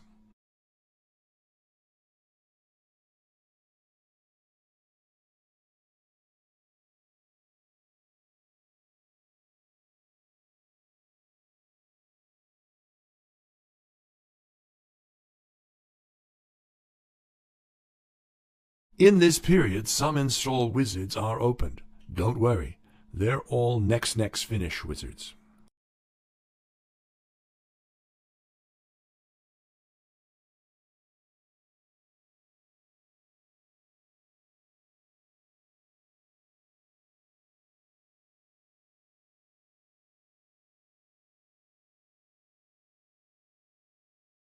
Now, let's see the Veil framework in action. Go to the Veil folder and run veil.py script.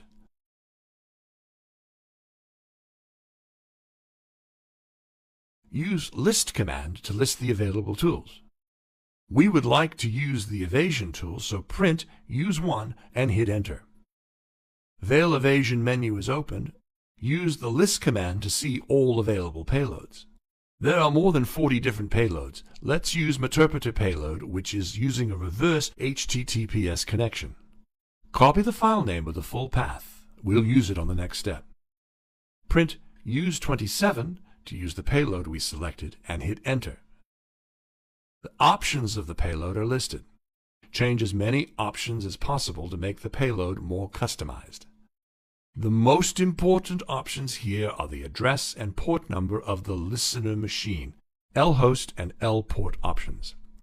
Again, listener will be our Kali machine, so assign the IP address of Kali as lhost. Let the lport remain as 4444. To keep the example simple, I'm not going to change any other option at this point. Now we're ready to generate the payload. Use the generate command for this purpose. Give the base name for the output files. To be more meaningful, I'd like to use connection type reverse protocol HTTPS and the port number that uses 4444 in the file name. And last, it's asking the method to create the executable file from the script code. Choose the first one.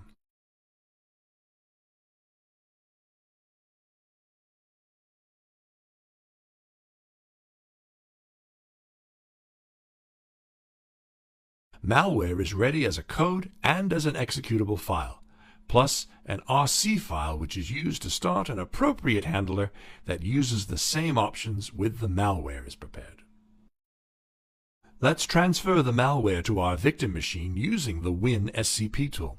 First, I copy the malware to the home folder of the SSH user.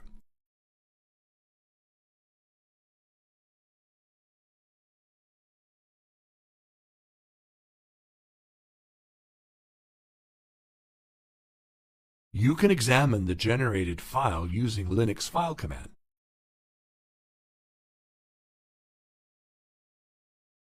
Yes, it's Windows executable. Now, go to the victim machine, run WinSCP, and connect to the Kali machine with SSH user.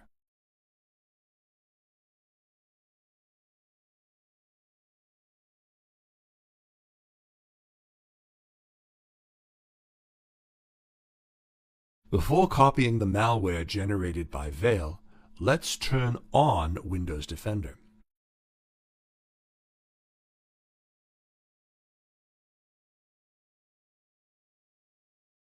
Now, while Windows Defender is running, copy the malware to the victim machine.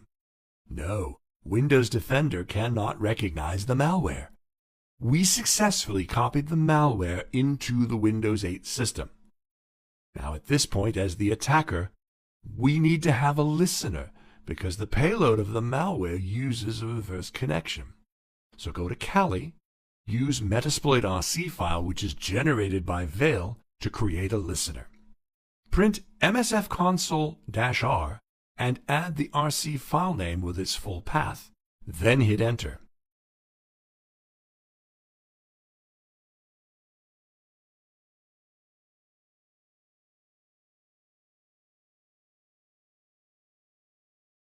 An HTTPS reverse handler starts on our Kali machine's 4444 port as background job. Now go to the Windows machine and run the malware. A session is opened. Use the sessions-l command to see the open sessions, and the sessions-i1 to enter the open session.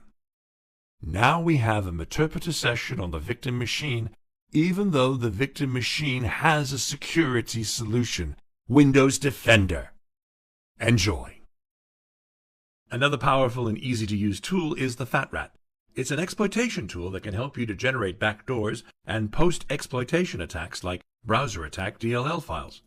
This tool compiles malware with popular payloads, and then the compiled malware can be executed on Windows, Linux, Mac OS X, and Android. Because it's not embedded into Kali, we need to install the FatRat first.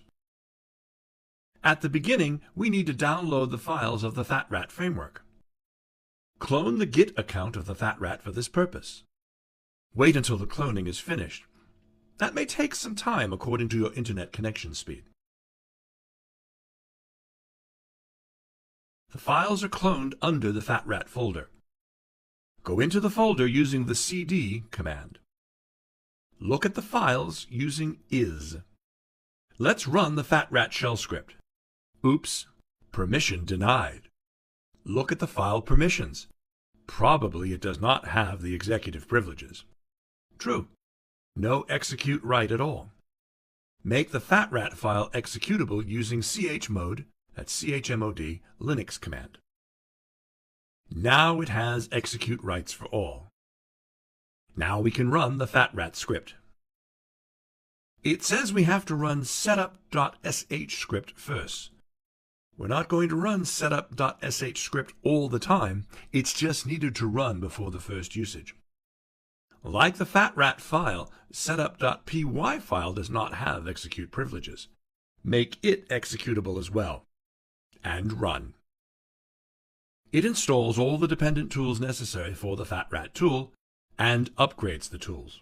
There are a lot of tools that the setup script checks if they are installed and up to date, so be patient. Don't be anxious.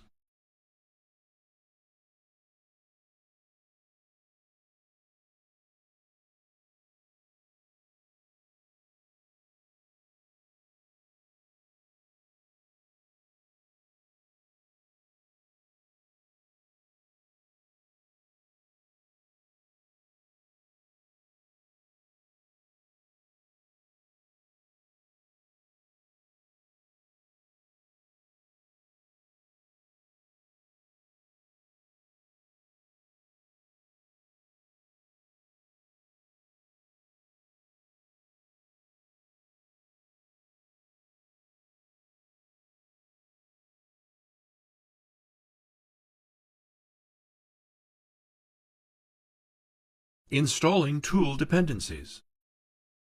Updating Kali repo.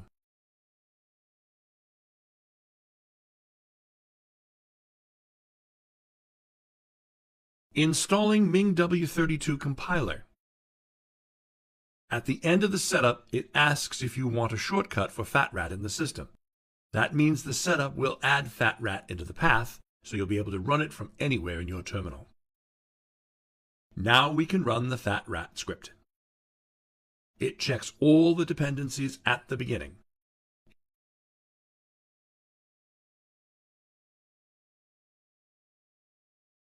It warns us not to upload the output files to VirusTotal. We already know the reason. It shares the files with the antivirus companies. Instead, you can upload it to nodistribute.com to test if it can bypass the antivirus systems. Now we're ready to use the FATRAT.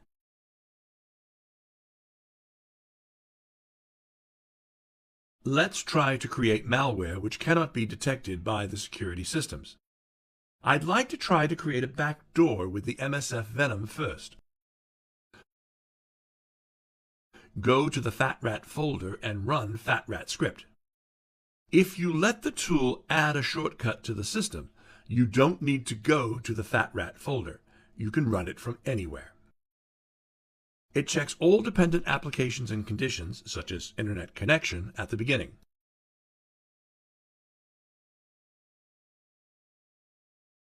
Don't upload to VirusTotal warning. Okay, there are several different methods to create backdoors using the FATRAT. You can create backdoors here using MSF Venom, Fudwin, Avoid, PWN Wins, etc. In addition, you can add backdoors into the original Android APK packages. Let's create a malware with a backdoor using the MSF Venom in this example. Type 1 and hit Enter into the main menu. MSF Venom Creator Module menu appears. Now, since our victim's machine's operating system is Windows, I chose here the second option in this menu. It first gives me the IP information of my local machine, then asks for the listener IP address. Thanks for the kindness. Since I use this machine as the listener, I enter its IP address. Asking for the listener port, I'll choose 5555 for this time. Now it wants me to enter the base name for the output files that the tool is going to generate. While trying to find the correct payload and malware, you may need to try a lot of different options. So to be able to recognize which file I generate for this time, I use the day of the month and the time in file names. For this example, since today is the first day of the month and it's 2255, I use 01-22-55 as the file name base. Next step is to choose the payload. Let's choose Windows/meterpreter/reverse_TCP number 3. It uses almost all facilities of MSF Venom. It encodes the payload with 10 iterations, with Shikata_GA_NAI encoding method first, then encodes with another method 8 times, and 3 other encodings follow. The malicious executable was created. It's in the output folder under the FATRAT folder. Now, let's go to the victim machine and transfer the file using WinSCP. Connect to your Kali machine. Remember, SCP protocol uses the SSH, so be sure that the SSH is running in Kali. My Kali's SSH is serving from 443. Don't ask why. Okay, we connected. Go to the folder in where our file is. Root, FATRAT, output, and here it is. Drop it and drag to the desktop of the Windows system. But first, let's start Windows Defender and see if our malware is able to avoid it or not. Okay, it's already running. Now let's transfer the malware into the Windows system. Oops, our malware is detected by Windows Defender and deleted in a few seconds. Anyway, there are always some computers which do not have any security protection. Let's examine our malware if it works on them. Go to Settings, Administrator pane, and uncheck the Turn on this app checkbox to disable Windows Defender, and press Save Changes. Now, drag the malware again and drop into the desktop. Before running the application in the victim machine, let's think about the hacker side. Are we ready as a hacker? What do we need to connect to the back door if the malware succeeds? Well, sure, we don't have a listener at the moment. Go to Kali machine to start a listener. Start Metasploit Framework console using MSF console command. While Metasploit Framework is starting, I look at the information of the backdoor in the terminal where I create it to make sure the payload is the one I used. Why? Because I have to use the exact same payload while creating the listener. MSF started, type use exploit/multi/handler first. And then set the payload that we used in the malware. Look at the options using the show options command. Set the L host. Again, I use the information of the malware.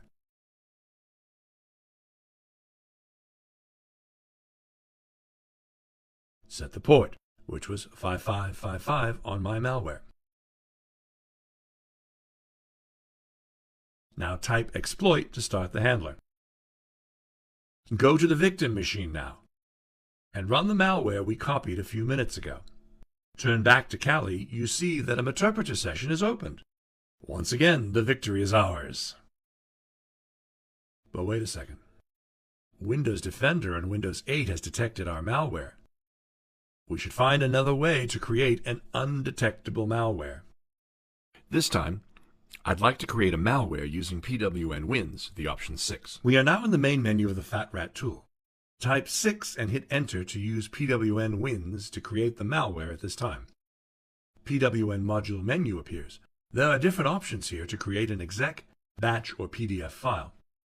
I'd like to use the second option to create an executable malware. Now, when I type 2 and hit Enter, it gives the IP information of my system and asks for the listener host. Enter the L host, the IP of your Kali, and L port. This time I use 6666.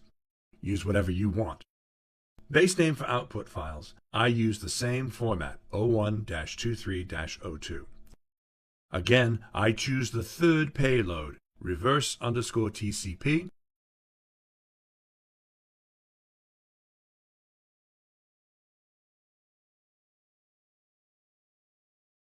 The backdoor is saved to the output folder. Now let's go to the victim machine and transfer the file using WinSCP. The Kali side of WinSCP, we're in the output folder of the Fat Rat application. Before transferring the new malware into the victim machine, be sure that Windows Defender is running. I open the Action Center and turn on Windows Defender.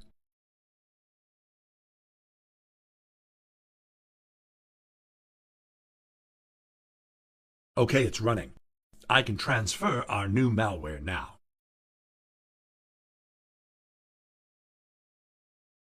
No, not again. Defender detected our new malware as well. Well, we should try another method. The Fat Rat is very powerful, and I'm sure we can find a way to bypass the Defender. I'll try another method of PWN-Wins, the sixth option of the main menu. This time, I choose the fourth option in PWN-Wins menu. I'll again create a malicious executable with a different method. Inputs are all the same. L host first, then L port. I choose 7777 this time, and the base name of the output files.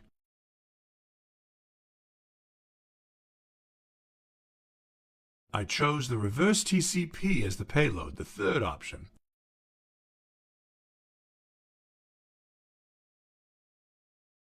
And done. The output file is created. Let's go back to the victim machine, refresh the Kali side of WinSCP, and drag the newest malware and SROP into Windows Desktop. As you see at the lower right-hand corner, Windows Defender is running, and it couldn't detect our malware this time. Well done! We overcame it with the first problem, bypassed the security system. Now, the main question is, does the malware work? I mean, do we have the back door?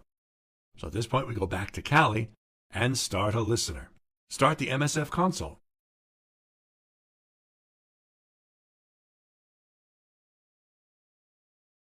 Type use exploit/multi/handler to use the handler.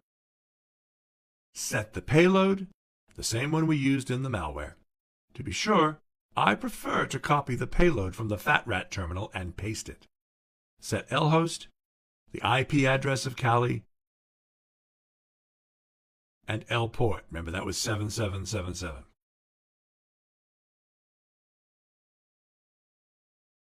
I want to look at the open ports using netstat-tnlp Linux command. 7777 is not in use at the moment. Back we go to MSF Console's terminal and type execute to start the handler. Go to the Windows machine and run the malware by double-clicking on it. Back to the Kali machine, and a new Meterpreter session is open. Now we can say, victory is ours.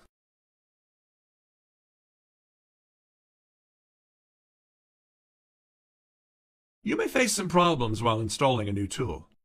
I'd like to show you what to do simply on an example case that I faced during the installation of the FATRAT tool. When I installed and ran the FATRAT, it gave an error message and I couldn't run the tool. Looking at the logs of the FATRAT, I saw the error message that says no module named names. Honestly, I have no idea what that is. I opened the Google and typed the FATRAT no module named names. Click the first link, which was the issues page of the GitHub account of the FATRAT.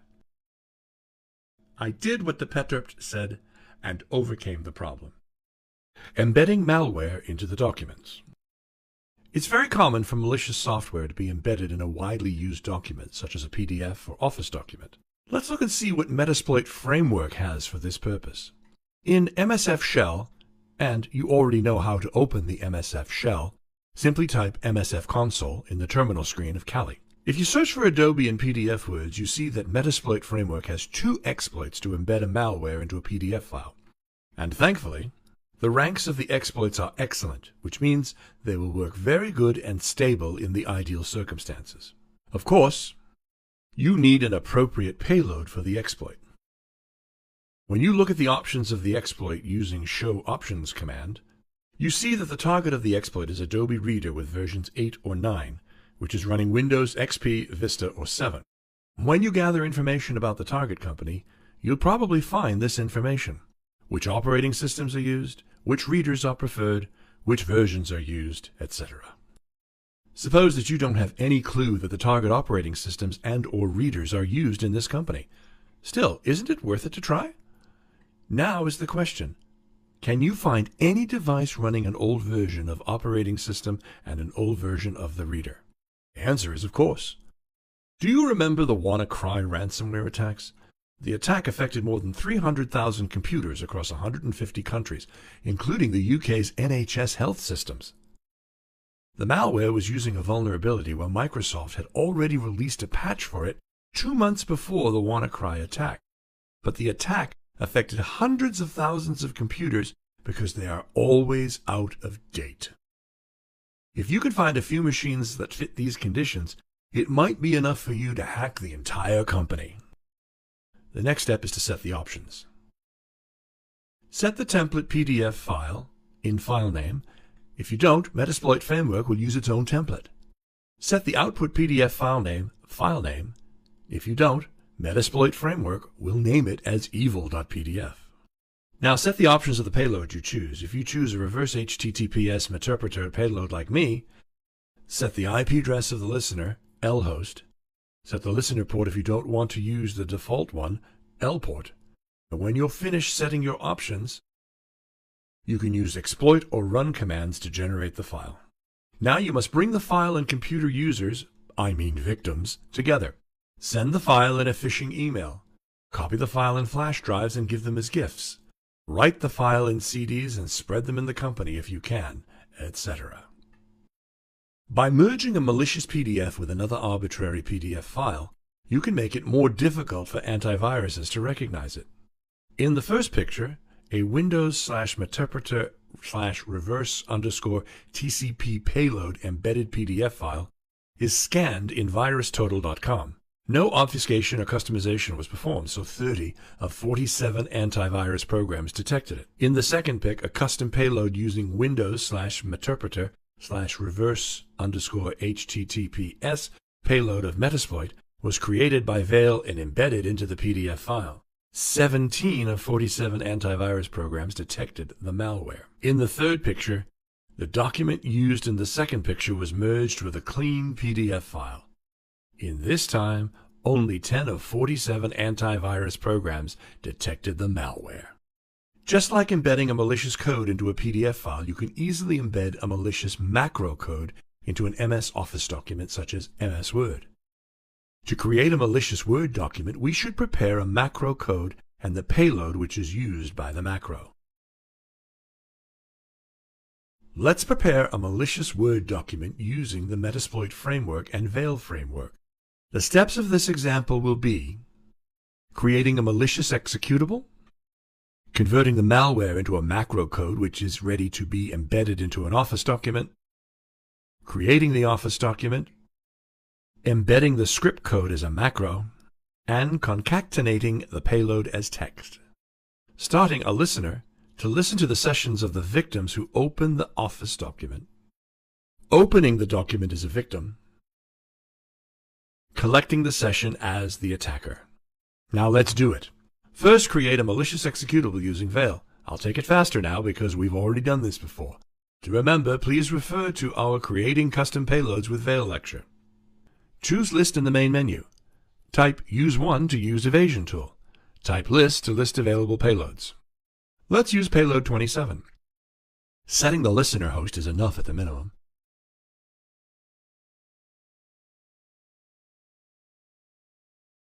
And generate. Give the name initials for the outpost files. Choose the executable creation method.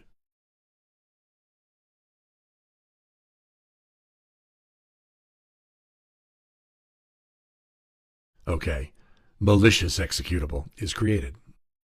Let's test our malware to see if it's working. Transfer the file to the victim machine. Now here I have a Windows 8 system as victim. I'm going to use the WinSCP tool to transfer the file. And of course we have to find a reasonable way to do it. Phishing, malicious website visit, etc. Copy the malware into the SSH user home folder for ease of use.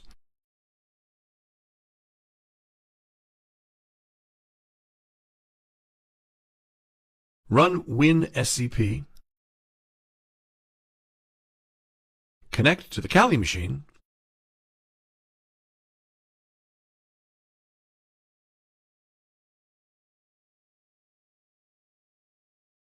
And transfer the file to the Windows desktop.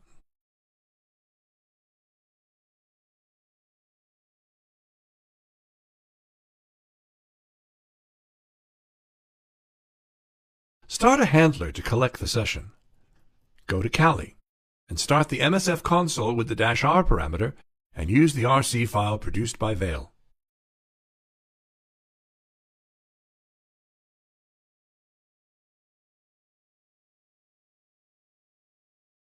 Handler started is at the background. With the session-l command, we see that no session is in progress at the moment. Run the malicious executable in the Windows system. We now have a valid session of the Windows system. Use the sessions-i session ID command to interact with the session. Our malware is working like a charm. Now let's kill the session for now because this was just a test if the malware is working well. Sessions-k, uppercase K, will kill all the open sessions. Now we'll create a Visual Basic script using our malicious executable file. We're in the Kali machine, so find the location of the exec2 VBA script using locate command in Linux.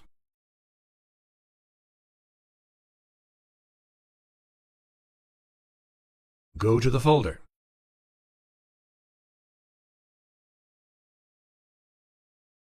And run exec2 VBA Ruby script. Now the script needs two parameters to run. First, the malicious executable with full path, which will be converted to a macro code. Second, the name of the output file.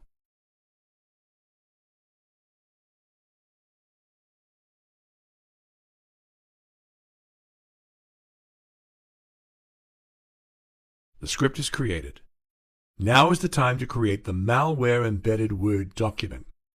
Go to the Windows machine, which is the system of the victim, and transfer the microfile using WinSCP. Let's open the .vba file using a notepad. I'm using Notepad++ for this purpose because the .vba file is a bit big and Notepad++ has a much better memory management than the native Notepad application in Windows. There are two parts in the .vba file. The first part is the macro code. The second part is the payload that will be used by the macro to create the meterpreter session. Now start using MS Word and create a new Word document. By the way, do you wonder why I use Windows 8 and Office 2013? Because I have their licenses and no others.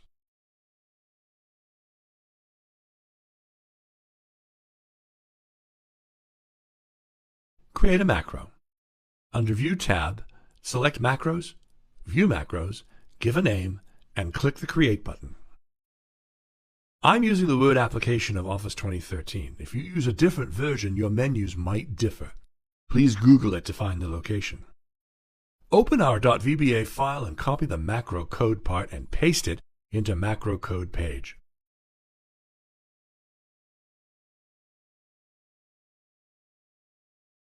Save the changes and close the page. And we have malicious macro codes inside the document. Now we still have to embed the payload into the document.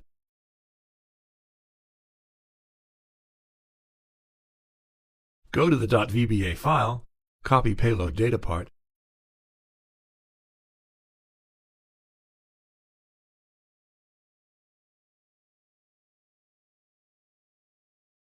and paste it into the Word document.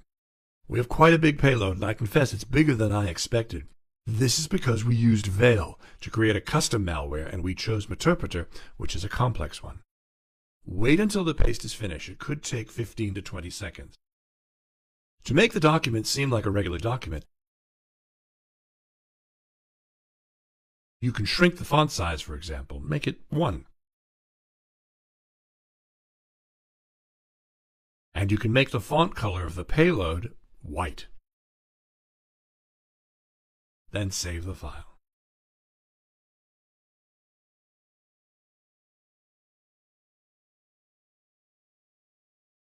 To succeed in this attack, MS Word application has to be configured to run macro codes. In MS Word, all macros are disabled by default, so you have to convince the victim to enable the macros as well. In File menu, select Options. Select Trust Center. Click Trust Center Settings button and tick Enable All Macros option. Click OK at the lower right corner. Now we have a macro-enabled MS Word. Be sure the handler is running at the moment. Open the Word document we created. It may take some time because the document is a big one.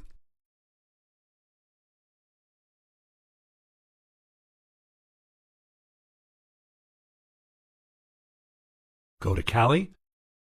Wait a few seconds.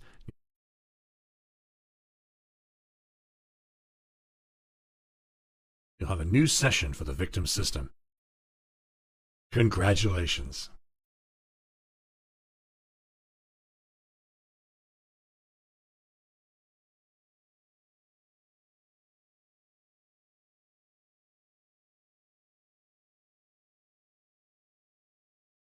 Another way to compromise the target systems is to send the malware as a browser add-on.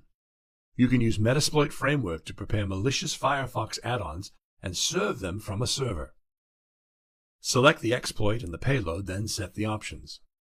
When you run the exploit, it starts a handler as well as an application server to release the add-on. As soon as the victim allows you to install the add-on, you'll have a session of his or her system. Let's see how to prepare and use malicious Firefox add-ons. In Kali, start the Metasploit framework using MSF console command in the terminal screen.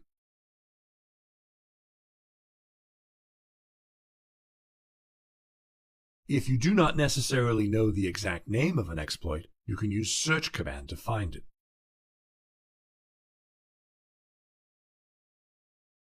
Use the exploit with the use command.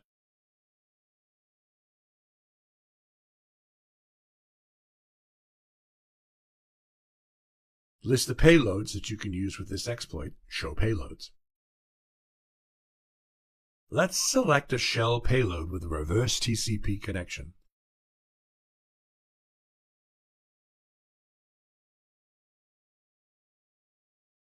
Now look at the options of exploit and payload using the show options command. Server host is the server where an application server will be started to serve the add-on.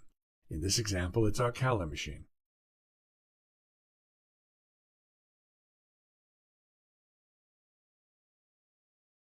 Server port is the port that the web application is served.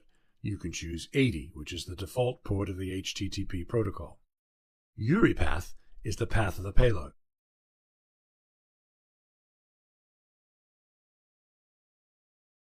Now set the options of the payload. Listener host, again our Kali machine, is in this example. Listener port is 4444 by default. You can change it if you want. Now we are ready to run the exploit. When you run the exploit, a reverse TCP handler on port 4444 and an application server serves on port 8080 is started. Let's test if the application is alive. Copy the URL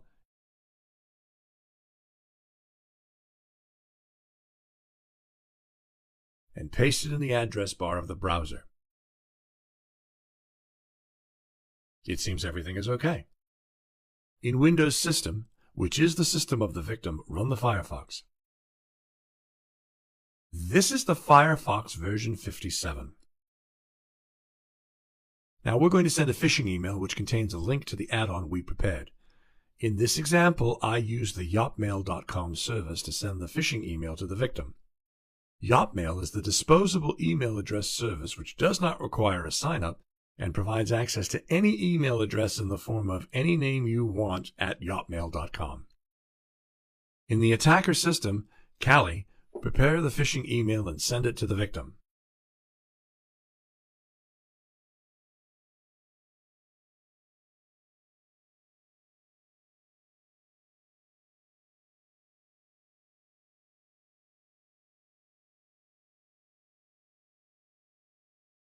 The victim opens the email in his or her Firefox browser, which is the latest version.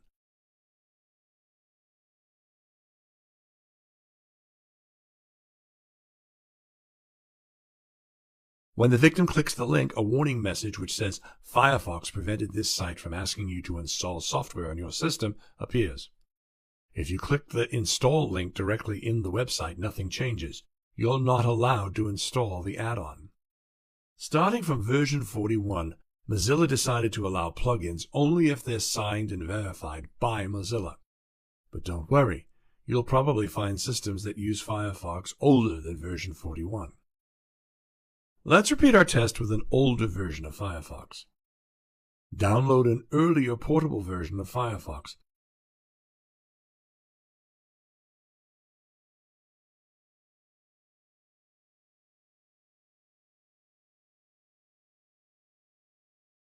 I chose version 46 for this example. Install it and run.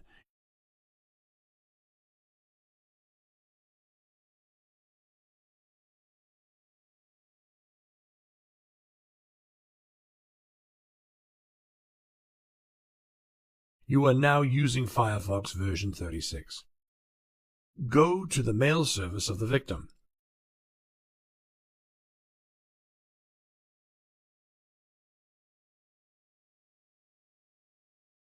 When you click the link, Firefox again prevents the site to ask to install software. In this time, though, clicking the Allow button brings you to the software installation window. Click the Install Now button, you see the message that the installation is successful. Go to the listener now, which is our Kali machine. Looking at the listener terminal windows, you see that a session on the victim's computer is open. Go to the session using session-i session ID command. Now, because we used a shell payload, we have a shell session at this time, not a meterpreter session. And we can use all the commands of the victim's computer. Since it's a Windows system, we can use Windows commands right now. Directory to list the files of the current folder, who am I to see the active user, ipconfig to see the IP addresses, etc.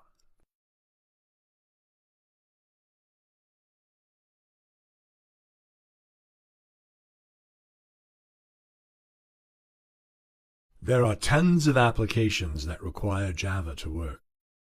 This is why Java Runtime Environment is installed on almost every computer. According to Oracle, 97% of enterprise desktops run Java. 89% of desktops or computers in the USA run Java. 3 billion mobile phones run Java. 100% of Blu-ray disc players ship with Java. And 125 million TV devices run Java. In the 2010s, there were several numbers of exploitable Java vulnerabilities found. Most of them were allowing the attackers to execute remote codes in the victim's systems. Because almost every IT system has Java, and several critical zero-day vulnerabilities have been found in the recent years, exploiting Java vulnerabilities on the client side is quite popular. When you search for Java in Metasploit Framework, you find a lot of exploit written for Java vulnerabilities. Some of them are seen in the slide. Let's see one of them in detail.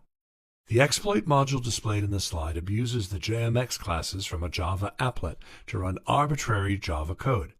Additionally, this module bypasses default security settings introduced in Java 7 Update 10 to run unsigned applets without displaying any warning to the user.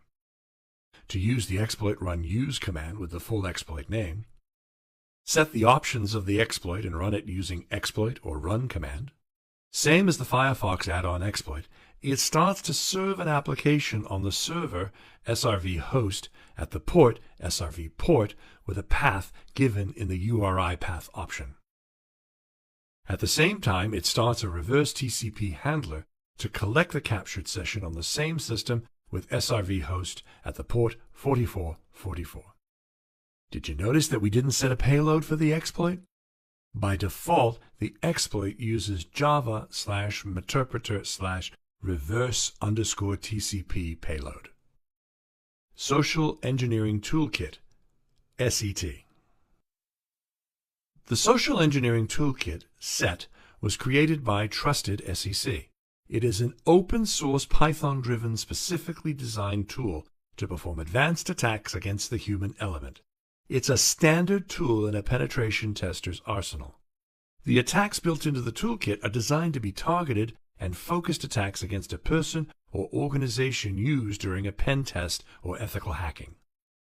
You can download SET from Trusted SEC's GitHub and use any platform you want, and it's already embedded in Kali and ready to use. The tree on the slide shows the attack types under the Social Engineering Attacks branch of the main menu SET. And the green layer shows the methods of website attack vector options. I mean, there are many more methods and attack vectors in the toolkit. Let's see one of the attack methods of the Social Engineering Toolkit, Credential Harvester Attack. In this attack, first we should choose a website which has a login sequence that the victims often visit. The toolkit prepares the clone of that website and serves it at the server. Our trap is ready and starts to collect the inputs of the victims. When a victim visits our website, he or she will face exactly the same page that he or she visits often. The victim enters the credentials and we collect them. Let's do it together. Social Engineering Toolkit is installed and ready to use in Kali. It's defined in the path so you can start the toolkit anywhere using Set Toolkit command. Choose Social Engineering Attacks option in the main menu, that's number 1. As the attacked vector, select Website Attack Vectors, that's number 2. And our attack method is the Credentialed Harvester, number 3. This menu is the list of the phishing website creation methods. Let's choose Site Cloner, number 2. We need to have a website where the victims visit and log in often. I want to find a login page for the NHS. Googling for NHS and login keywords,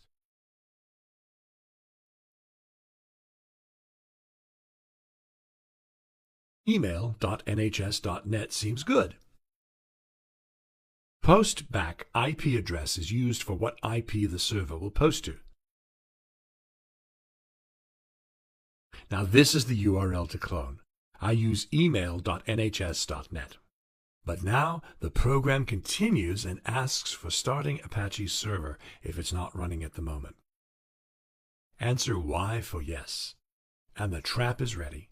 The site's cloned, Apache's server is started, and the credential harvester is listening to the inputs now. As the victim, when we visit the malicious website,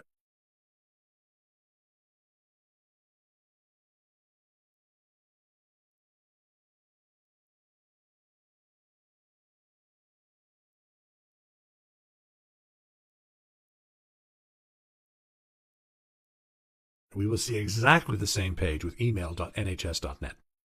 Enter the username and password, click Sign In. Our malicious website redirected the victim to the original page, email.nhs.net. It's a good idea. The victim will not be in any doubt about the fraud. Turn back to the attacker system, Kali, and you'll see the credentialed information entered by the victim. You can leave this command window. Everything is still running and logging under your web directory path /var/www/html.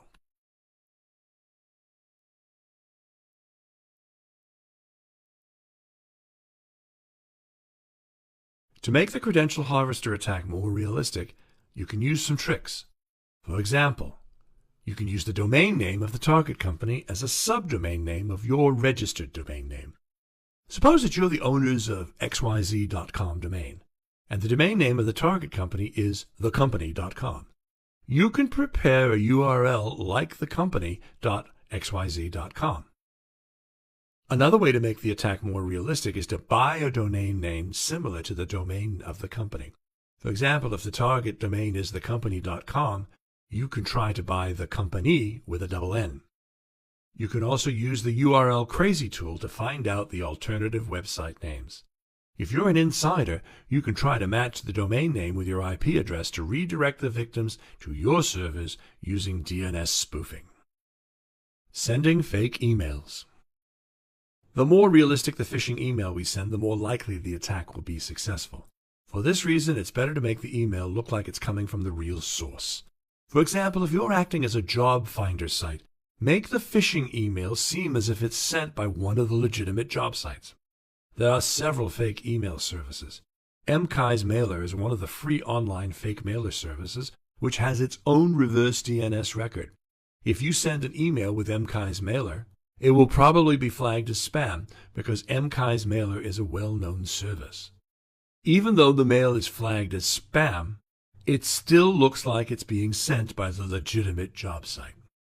The victim has to investigate the headers of the email to understand if it's really sent by the job site or not. If you look at the headers, you'll see that the email is sent by mkai.cz, not by jobsite.co.uk. So if you've got a suspicious email, don't forget to investigate the headers before opening it. Social engineering attacks by phone is also called phishing, where the word is a combination of voice and phishing. Phishing attacks are highly effective if you've done your homework and have all the relevant information, and you already know where you get the information in the first place. This is where the information gathering phase comes into play. You need to have a realistic scenario first. Before you call the victim, you have to be very well prepared. Who are you? Where are you calling from? What's your expertise? What's the subject? What do you want from the victim? The more you prepare, the more the victim will trust you. There are some tricks to being more realistic. For example, if you're in the role of a call center staff, it's better to have a background voice as if some other staff are talking with other customers or clients. It's a very effective way to frighten the victim. Your computer is blocking $1 million transaction of the company. We have to fix it immediately. Have you recently visited websites that you should not have visited? Here then is the real-world social engineering test that we performed in one of our pen tests. According to the scenario, we are an IT department staff and want to make sure if all the employees got the critical security update of the corporate email service. The critical points of the attack are as follows. First, introduce yourself as one of the personnel from the IT department. Now, at information gathering and reconnaissance phase, if you found the real names working in the IT department, use one of these names. But prepare yourself. The victim may know the person whose name you're using. If you don't know anyone in the IT department, choose a common name. What's the most common name in that country? Second, make the victim nervous about his or her mistake. The words critical and security are important. You should have got the update up to now, but you haven't. Third, gain the trust of the victim. Don't share any information with me or anyone else. Security is important. Give the IP address of your malicious website. Because you share the URL on the phone, don't try to find a URL similar to the company's webmail service. IP is good, but it's not understandable. Since the victim manages the steps him or herself, he or she has no doubt that the operation is secure. The victim visits our website, which looks like the webmail service of the company, and downloads our backdoor as the security patch. The success rate of this test was 90%. In this course, you learned the terminologies and definitions of social engineering, basic social engineering techniques, social engineering types and the steps of the social engineering tests, how to bypass security measures, how to create malware,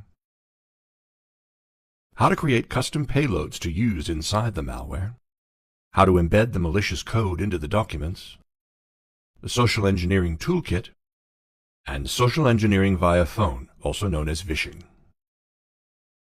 Hello and welcome to this information gathering over the internet lecture. My name is Muharrem Aydin. I am a computer engineer and cybersecurity expert, and I'll be your instructor in this lecture. In this lecture, you'll learn the types and methods of information gathering, the classic information gathering methods such as whois and banners, how to use search engines to gather information, how to gather information about the people who are related to a target company, how to find more from the archives, and the tools to help you collect valuable information about the target company. The first phase in security assessment is focused on collecting as much information as possible about the target. Information gathering is one of the most critical steps of hacking or penetration testing. The more information is gathered about the target, the more it becomes possible to customize the attack. In this section, we're going to answer these questions. What can we learn about the target over the internet? How can we collect the information? Where can we find the information about the target? Before we begin, we should answer a basic question. What is the target? Target is the company, institute, network, system, or even a person that we want to hack. An application, a person, a system. We'll try to collect every bit of information that helps us to hack the target. There are two types of information gathering. The first type is passive information gathering. In this type of information gathering, you don't want to be detected by the target. In this regard, you don't use tools that send traffic to the target, neither from your host nor an anonymous one across the internet. Passive information gathering activities may include, but are not limited to, identifying IP addresses and subdomains, identifying external or third-party sites, identifying people who are related to the target, identifying technologies, identifying content of interest, identifying vulnerabilities. You can collect information passively from web archives, mail archives, social networks, search engines, etc. A second type is active information gathering. In this type of information gathering, you scan on the target systems. Active information gathering requires more preparation for the attacker pen tester because it leaves traces which are likely to alert the target or produce evidence against him in the course of a possible digital investigation. There are a lot of places you can collect data over the internet. Web archives. Suppose that a sensitive data was published accidentally. A few days later, the admins realize the mistake and remove the data from the website. But what if someone has already archived that website with the sensitive data? Scanning the ports and services, you can find the ports accessible over the internet. The target company opened that service, intentionally or unintentionally. Using search engines, you can find enormous pieces of useful information. Beyond the known weaknesses, leave traces on the websites, on headers, titles, URLs. You can easily find these traces using search engines. You can find some useful information about the target company on social networks, for example, Facebook, Twitter, or LinkedIn. Suppose the target company is looking for a new system admin to hire. Look at the job sites or LinkedIn. What would you see? The information about systems that are used in the target company? Or tools and programs used to monitor those systems? Look at the experts working for a target company carefully. Do they subscribe to forums or mail lists? What kind of problems do they share on this forum or these mail lists? Asking for help about Java version 9 or Hibernate framework. You take and publish pictures of your secret disaster recovery center on your website. You're sure that it's impossible to understand from the picture where the center is. Are you sure?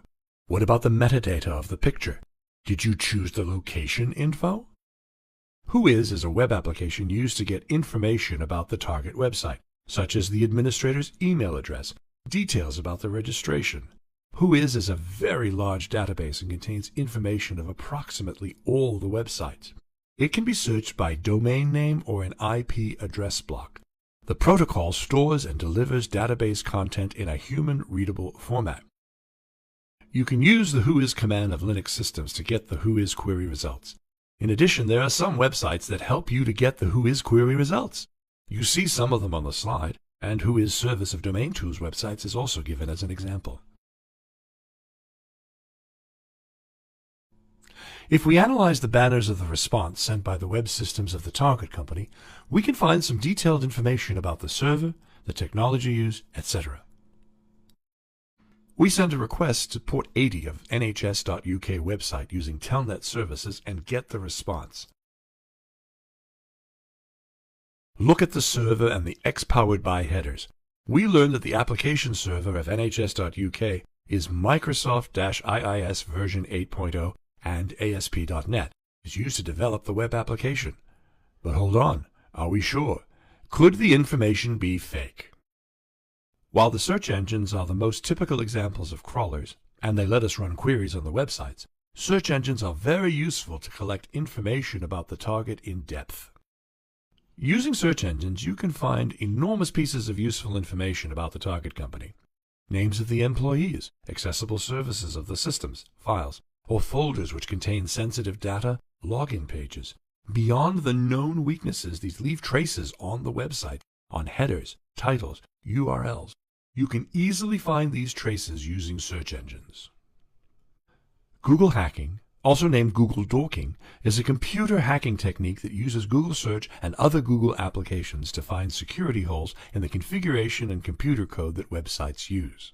Google hacking involves using advanced operators in the Google search engine to locate specific strings of text within search results. Some of the more popular examples are finding specific versions of vulnerable web applications. Some of the advanced operators of Google search engines are shown in the slide. You can see the details of advanced search in Google at google.com/advanced_search. You can find a lot of specific queries on exploit-db.com/google-dorks. Using these queries, you can discover web application vulnerabilities, files containing username and/or passwords, sensitive folders, web services, error messages that disclose sensitive information, log or backup files, devices such as printers or CCTV cameras that are accessible over the net, and more. For example, you can find a username and password list from front page servers by writing the keywords shown on the slide in the Google search field. Here, there are a few examples to show how we can use Google Advanced Search to find valuable information.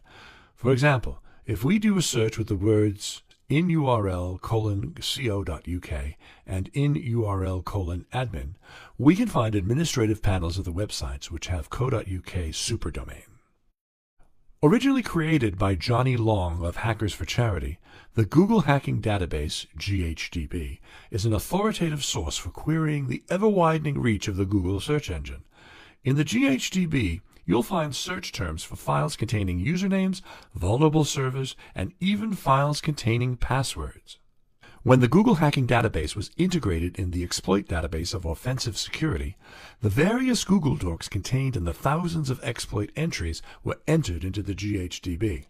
The direct mapping allows penetration testers to more rapidly determine if a particular web application has a publicly available exploit.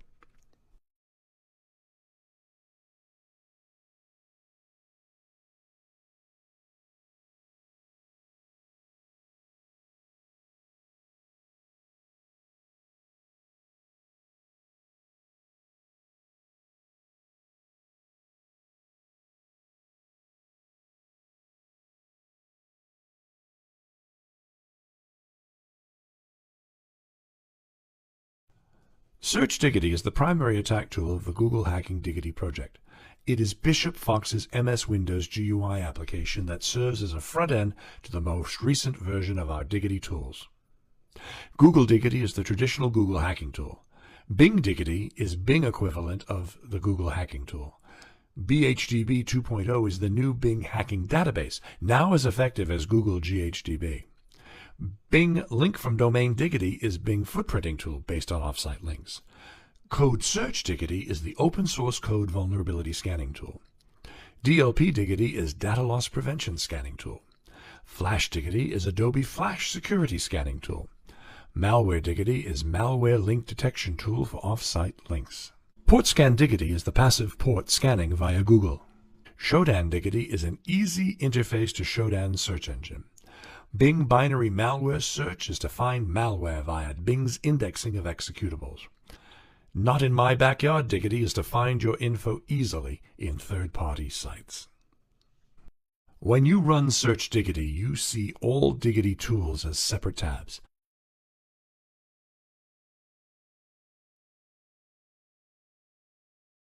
Let's see Google Diggity first. Select the queries you want. You can select all the queries by ticking the root object, or you can tick the nodes one by one. Go to Sites/Domain/IP Ranges section and add the target websites. In Search Diggity, you can scan using proxies. This is to help you avoid bot detection of search engines. In the Settings section, you can arrange the speed of querying. To avoid bot detection, scan as slowly as possible. When you start the scan, you will see that Google detects bot activity and blocks your queries, so Search Diggity pauses the scan for 15 minutes. Now let's see Bing Diggity. Same as Google Diggity, you can add target websites on Sites/Domain/IP Ranges. Let's slow down the scan at this time on the Settings section.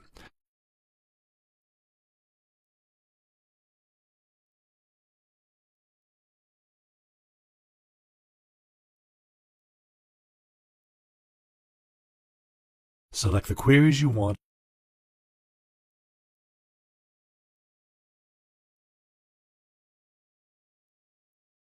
and start the scan.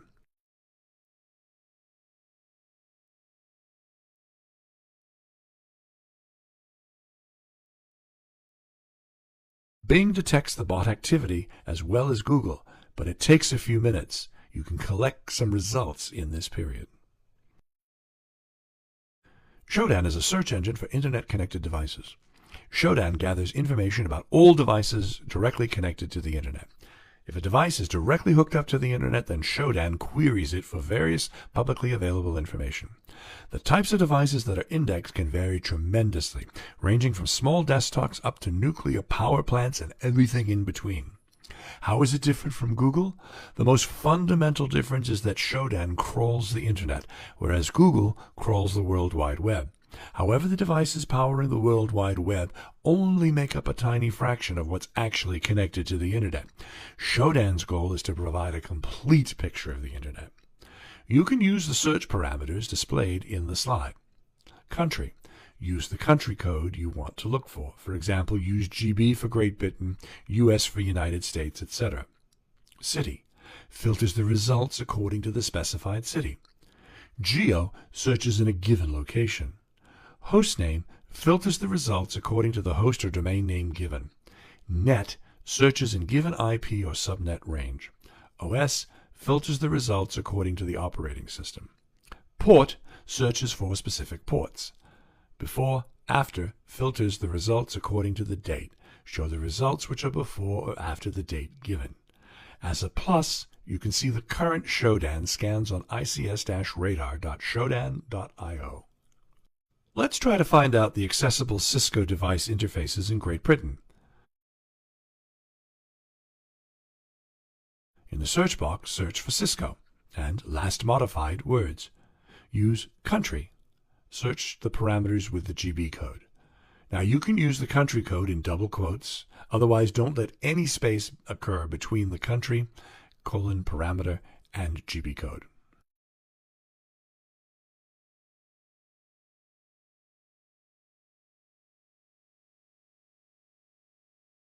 When you start the search, you'll see the results in a few seconds. Surf on the results. You will probably face the login pages of Cisco interfaces. You've already found something. You can perform, for example, a brute force attack on the login page.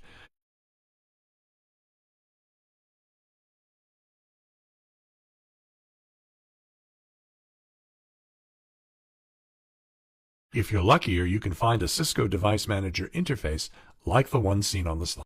People who are related to the target company are always one of the most important resources to collect information. Here's a stunning example. In September 2017, The Guardian reported that Deloitte suffered a cyber attack that breached the confidentiality of its clients and 244,000 staff, allowing the attackers to access usernames, passwords, IP addresses, architectural diagrams for businesses, and health information. A developer working for Deloitte as an outsource put the credentials to GitHub so anyone who visits his GitHub account could see the credential to access the critical systems of Deloitte. Now, you think this single example is enough to show that searching for people who are related to target company is one of the most important parts of information gathering? In which social network platforms do they have accounts? What do they share? Etc. While you're collecting the information about the target company, you're going to find the people who work for it. Hey, guess what? So you can find more about those people using webmy.com. Great website. With the world's largest people search engine, WebMy is a place to find the person behind the email address, Twitter address, LinkedIn address, whatever you got. WebMy is a people search engine. It tries to be a little different, though. Rather than just go off and hunt for email addresses, it actually tries to search through the deep and invisible and hidden, dark, horrible places that no other search engine dares to tread. Anyway, the interface is simple. You type in a name. There's some optional keywords. Then send it off. Find if it'll bring anything back to you. Might actually be fun to see what it'll find on you.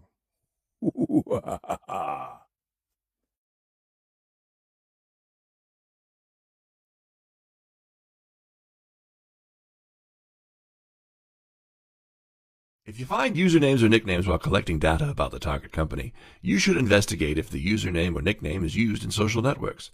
Instead of trying the social network platforms one by one, you can use CheckUsernames.com's website. CheckUsernames.com searches the given username on 160 social networks. Go to the social network platforms where the username or nickname exists. Look at the profile of the user to learn more about the person from the target company. Now, if you somehow got the password of a person from the target company, you can try the password in social network platforms. If the person used the same username or password in any social network platform, most people do, you can compromise that account. Now, attention here, try the username and password values to compromise the social network platform accounts only if you're allowed to do it.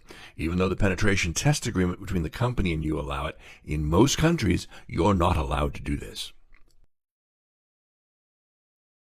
It's a good approach to look at the archives or backups of the systems. You'll probably find some valuable data in those archives. The Internet Archive is a San Francisco-based nonprofit digital library with the stated mission of universal access to all knowledge. It provides free public access to collections of digitized materials, including websites, software applications and games, music, movie, videos, moving images, and nearly 3 million public domain books. Web.archive.org is the archive of the website served by Internet Archive Library. Simply, write down the URL of the target website.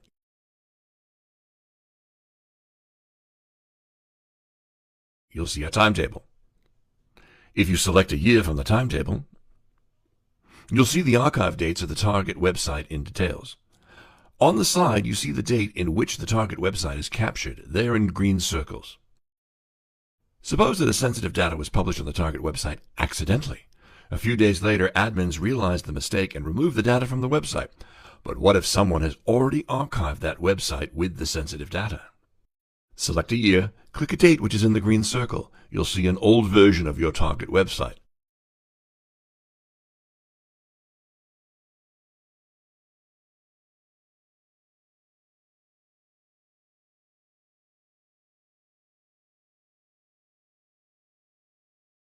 That's what the NHS.UK website looked like on the 1st of May 2010.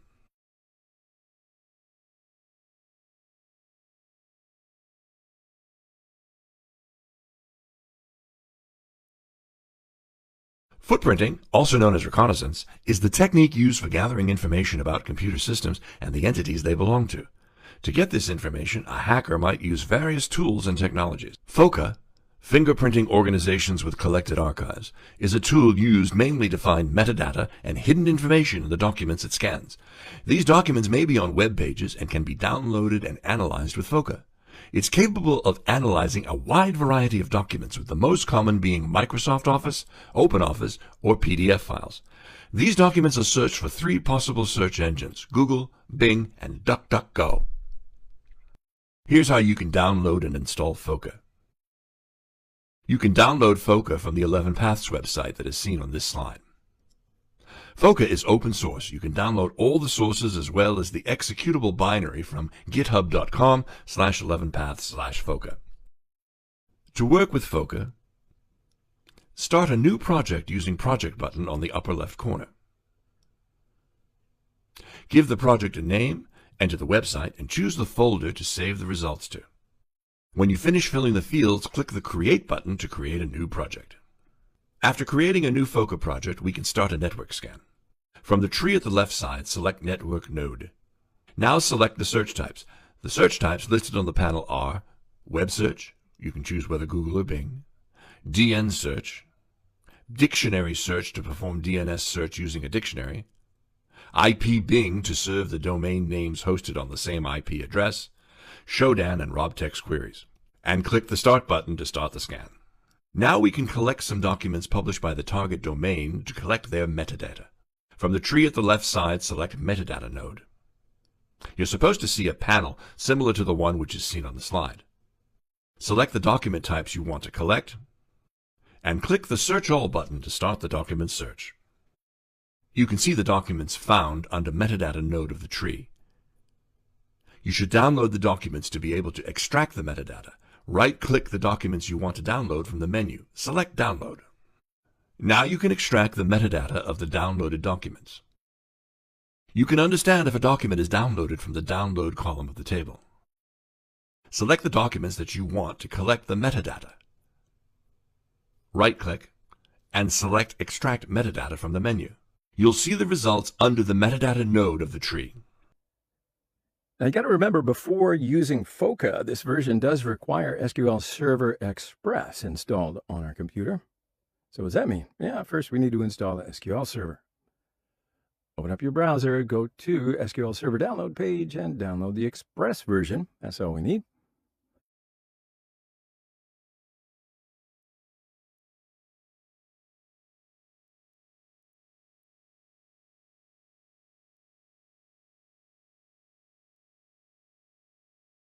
All right, we'll just do the basic installation, which, accept the terms.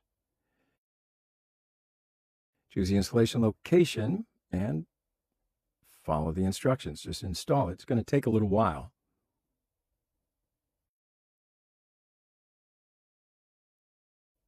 So what we're going to do, we're going to use Foca in Windows. So then we'll just go to the releases page on GitHub.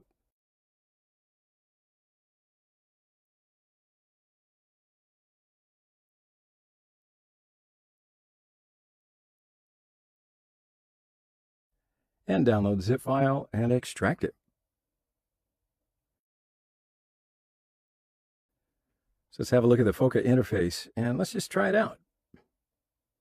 Yeah, so first we'll need to create a project. Now in this test, we're going to scan nhs.uk.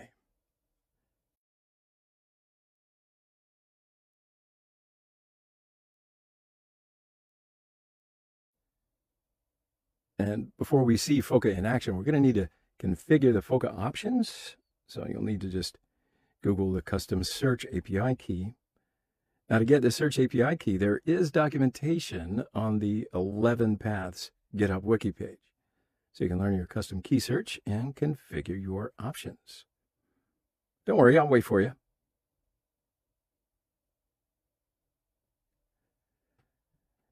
Now we can start a new scan. Select the network node from the tree. Select the search types. On the dictionary search panel, you have to choose a valid dictionary. The default path is probably not valid. You can find a valid dictionary inside the DNS dictionary folder, which is under the bin folder where you found the foca.exec file. Click the Start button to start the scan, and let the scan continue for a couple of minutes. Let's collect the documents from the target website and extract their metadata. Select the metadata node from the tree. Select the document types you're interested in, and click Search All button to find the documents. Let the search continue for a couple of minutes. Select the documents that you want to collect the metadata. Right-click and select Download. Select the downloaded documents, right-click, and select Extract Metadata at this time. Look at the nodes under the metadata node of the tree, and you will see the metadata extracted from other downloaded documents. You can examine the metadata of each document one by one, or you can find valuable data summarized under the metadata summary node. Usernames of the owners of the documents, operating system where the document is created, email addresses collected from the metadata of the documents, and more. Developed by Edge Security, the Harvester is a command line program written in Python, which is to gather emails, subdomains, hosts, employee names, open ports, and banners from different public sources like search engines, PGP keys, and Shodan computer databases. You can download the Harvester from its GitHub page, https://github.com/Laramies, that's LARAMIES/the Harvester. It's also embedded in Kali Linux. When you run the script with no parameters, you can see the usage options. One of the usages of the Harvester tool is the Harvester-D domain name, -L result limit, -B data source. When the script finishes its job, you can see the results, emails, and hosts found. ReconNG is a full-featured web reconnaissance framework written in Python, complete with independent modules, database interaction, built-in convenience functions, interactive help, and command completion. ReconNG provides a powerful environment. ReconNG has a look and feel similar to the Metasploit framework, reducing the learning curve for leveraging the framework. ReconNG is designed exclusively for web-based open-source reconnaissance. If you want to exploit, you can use the Metasploit framework or any other exploitation tool.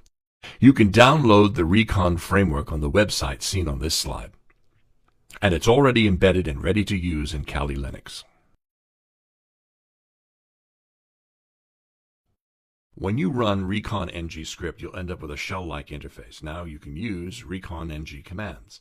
Type help to see the available commands. You can use search commands to find the modules we need. For example, we can type search XSS to find the module which is aimed to find out XSS vulnerabilities. Type use keyword with the module name to use the module. In this example, let's use recon/domains-vulnerabilities/XSSED module. This module checks xssed.com website for XSS records associated with the domain.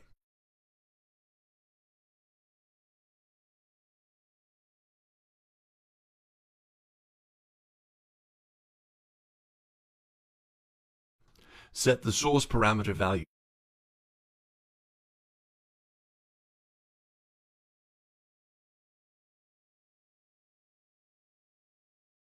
Type run to run the module.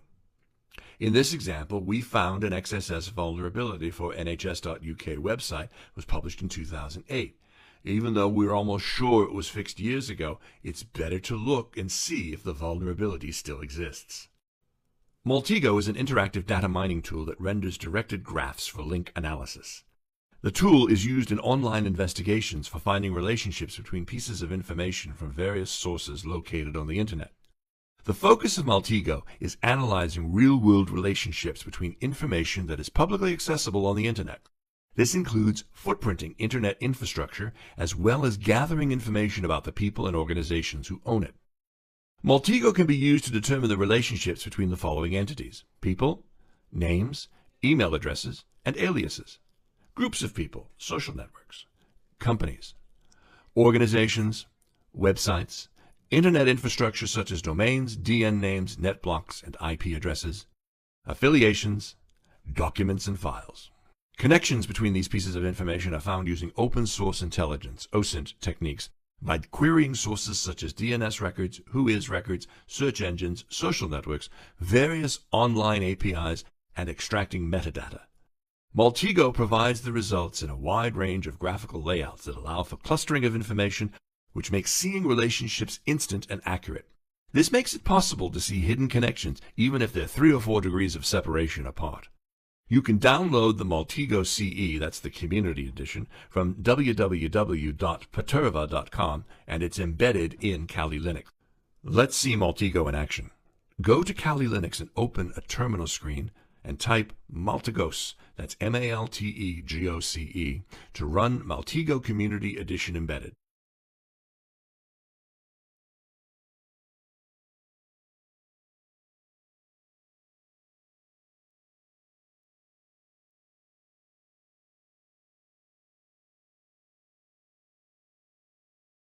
And naturally, there are different types of Maltego editions. So we'll choose the Maltego Community Edition. Why? Because it's free.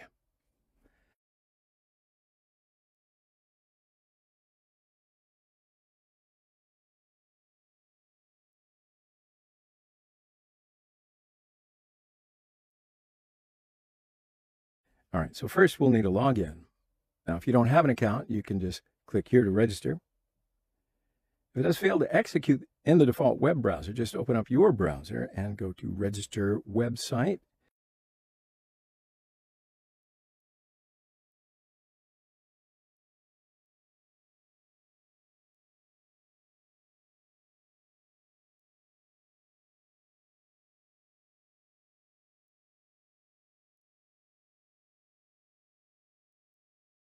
That you can see here on the screen.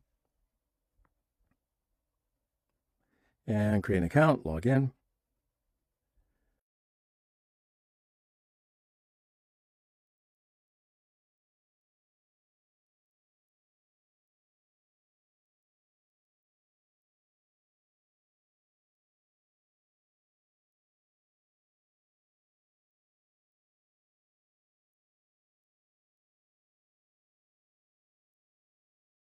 Cool, so here is a summary of the progress to install the different items. You can always choose to send your error reports to improve Maltego. And we'll choose the web browser for Maltego, and yeah, now you can see it's ready to start. However, here, let's choose the privacy mode. So we need to create a new graph before scanning a domain. Cool, click on the Maltego icon on the top left up here, click New.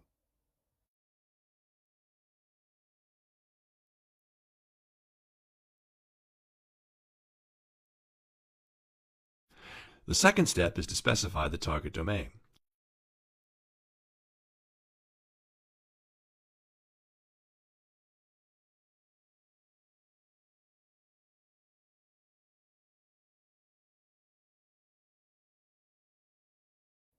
And when we choose all transforms and click to run, it's going to start to collect data. Far out.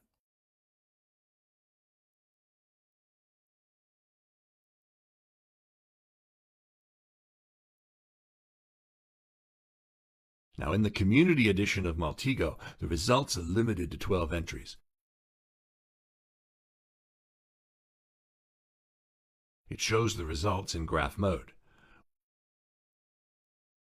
We can zoom out to see the entire picture or zoom in to focus on specific results. Now, if you select a node and right-click on it, you can see all the transforms you're able to run for that node. Transforms are grouped according to their purposes. You can expand a group and select a single transform to run, or you can run a group of transforms at once.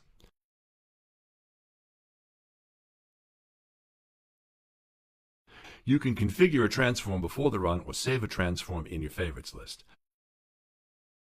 Let's run the mirror:\email addresses found transform at this time. The results start to come in about a minute. Let's see some more about Maltego while we're waiting. There are different graph types you can choose to see the results. If you zoom out the graph under 30%, the entities are shown as the dots instead of meaningful symbols.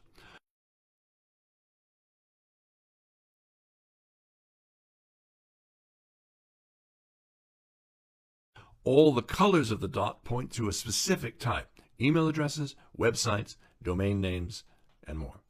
You can see the color legend in the lower right corner. The results of the transform we ran a minute ago are here now. You can use the toggle full screen button or simply press Alt plus Enter buttons to toggle the graph to full screen.